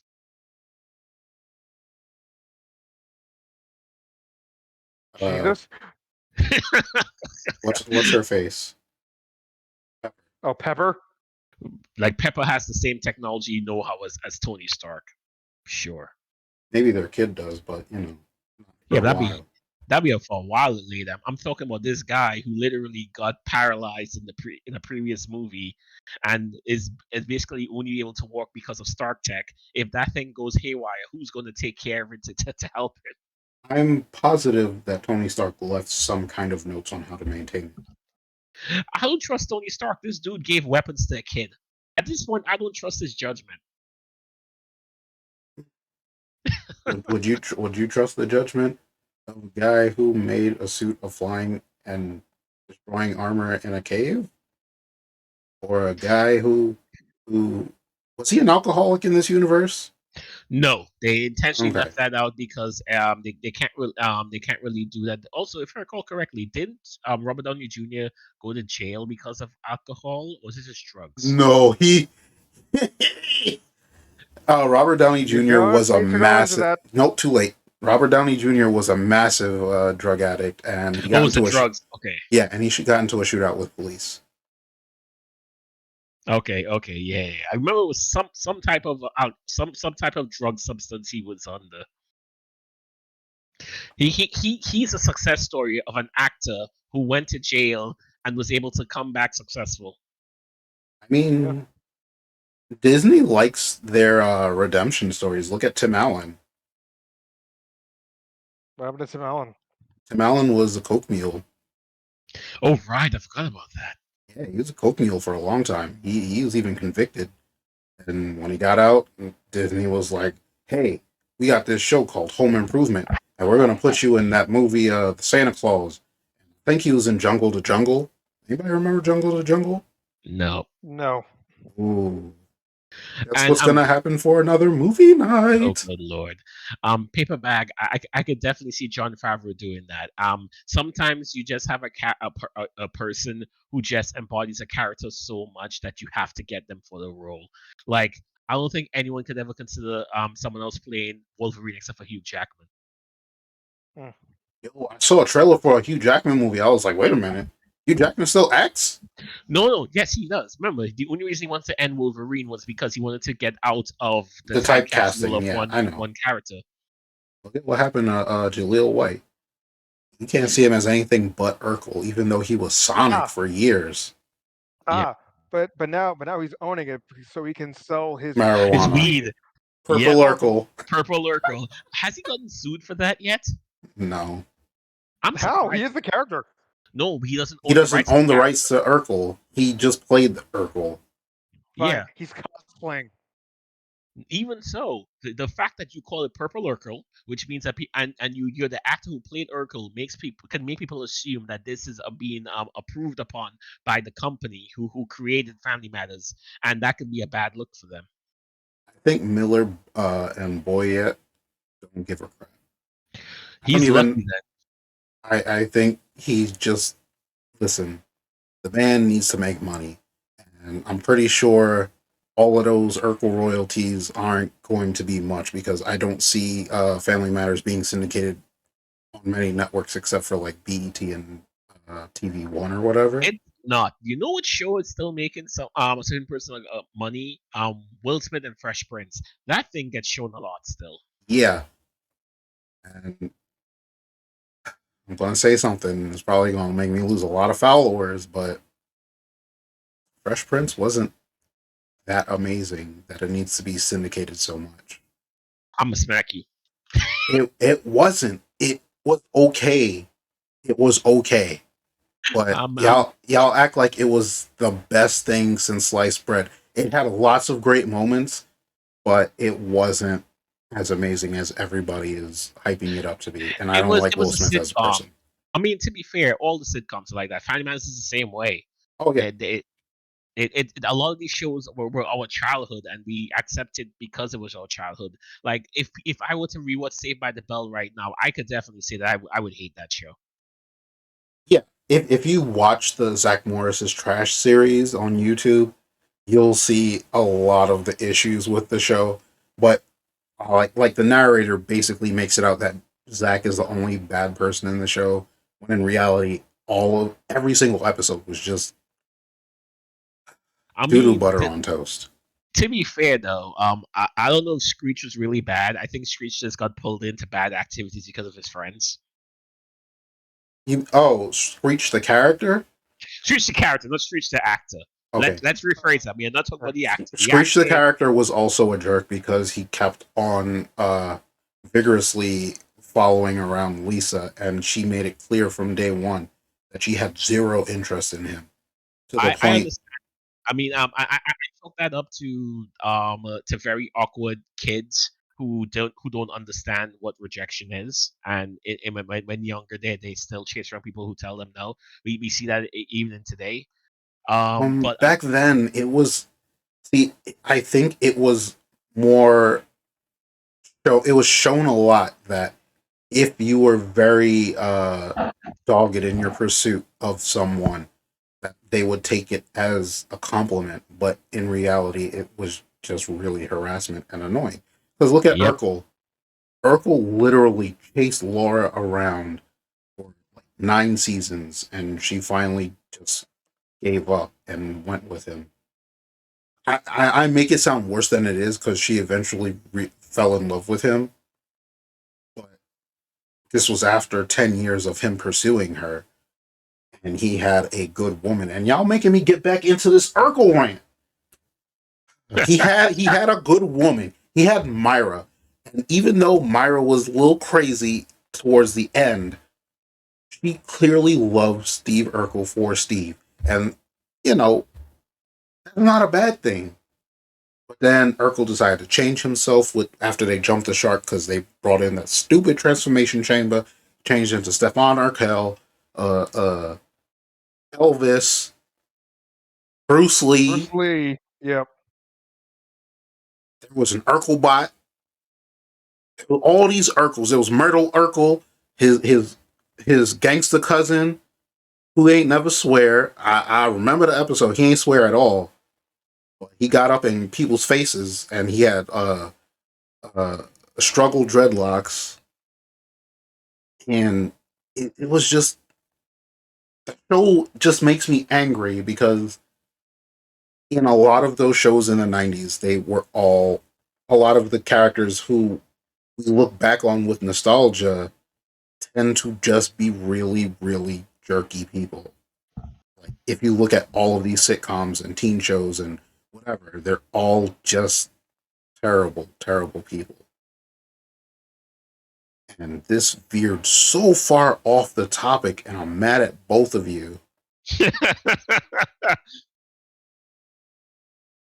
Holy crap. How did we get here? Do the Urkel. Do the Oh my god. Why did you? Oh Yet my another god. random tangent.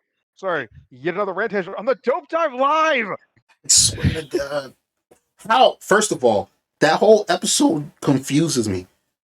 Steve Urkel wasn't invited to that party. I know that for sure. First of all, rooftop party. Who is going to let a bunch of 14-year-olds party on a rooftop in the 90s? This was the 90s. I'm positive it was like 1990. Two, how did all of these 14, 15-year-olds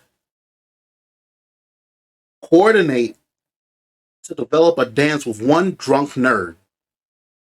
Because he was drunk at this point. I'm pretty sure he was drunk. Or maybe he wasn't drunk at that point.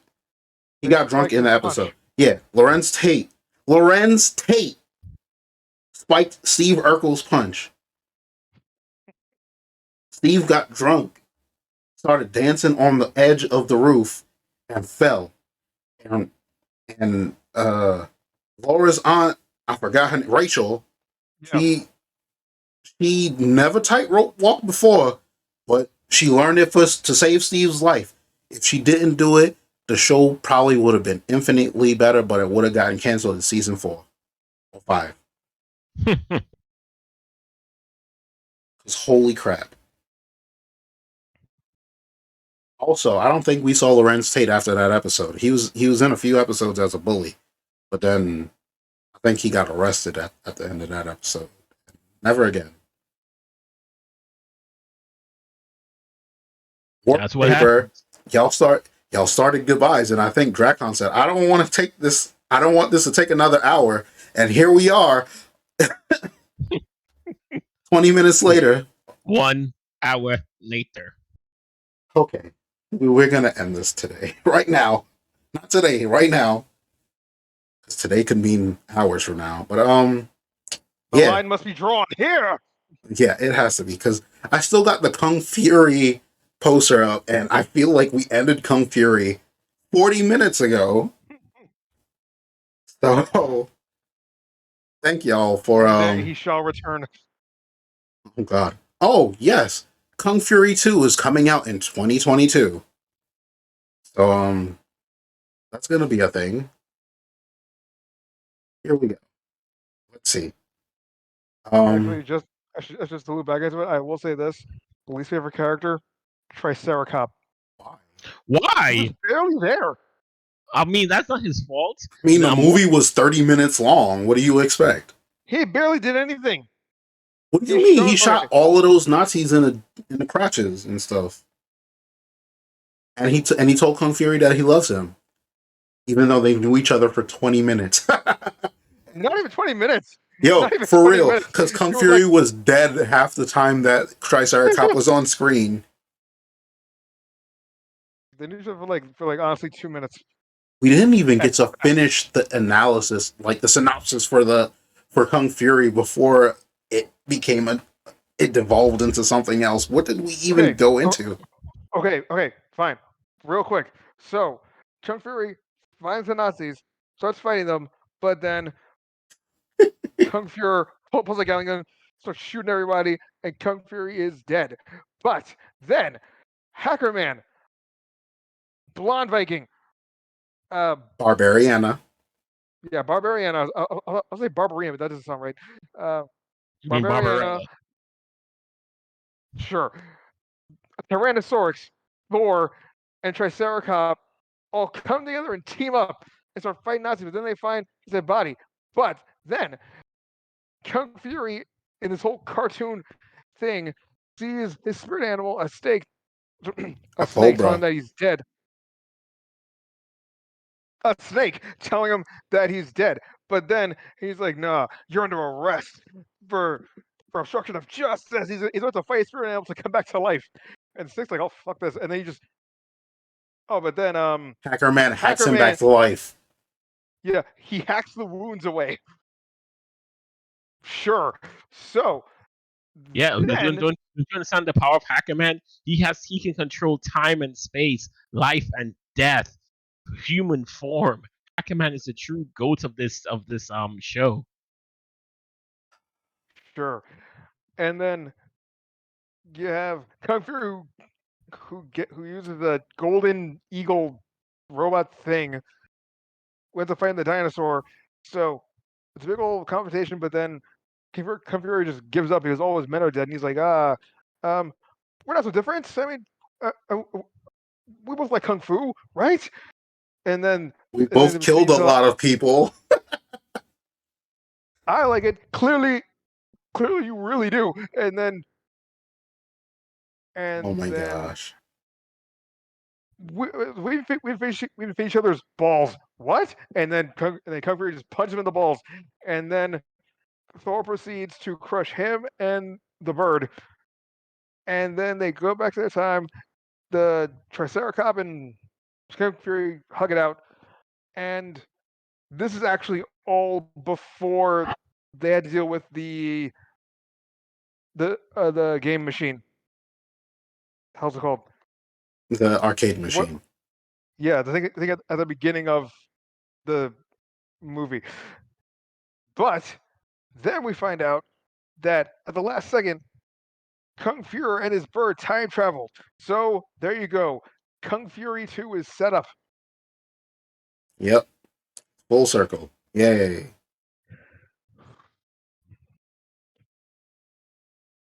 Anyway, Kung Fury was a weird movie. Wasn't bad, but it was a thing. It was a thing. So what we're gonna do now is end this podcast before another tangent is going into. And I don't know if I should raid someone or if I should just end the stream. Actually, I'm kind of hungry and I don't feel like going to someone else's stream. So thank you everybody for listening to us talk about bad movies and then talk about the MCU and Invincible and The Boys, Kung Fury, a little bit of Willy Wonka, And Purple uh, Urkel. and Purple Urkel. And if you're interested, you can join my Discord. It is on my page. If you are not interested in joining my Discord, whatever. We watch movies on some Saturdays, and chances are we'll be talking about some of those movies in the podcast. Um, One and other thing. but, Like it, share it, subscribe it, do it. Just do it. Okay, I'm done. Yeah, that was the thing. If you're on YouTube, uh, subscribe to King Crazy's YouTube channel where he posts the podcast episodes. You can subscribe to my YouTube where I post my VODs, some other clips, and soon movie reviews. And you can catch me on Sunny's Discord where we watch bad movies and I just make lots of comments about it. I mean, we all do that. So next time we'll be doing something. Stay tuned. I'll post my schedule on the Discord.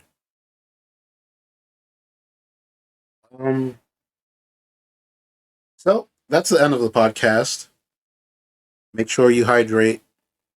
Make sure you take care of yourselves. The dope divers appreciate you guys. And stay dope. Yep, and don't forget to do the Urkel. Don't forget to bring a towel. Hate both of you. Mr. Urkel was in this show. Bye, y'all. Random tangent. South Park.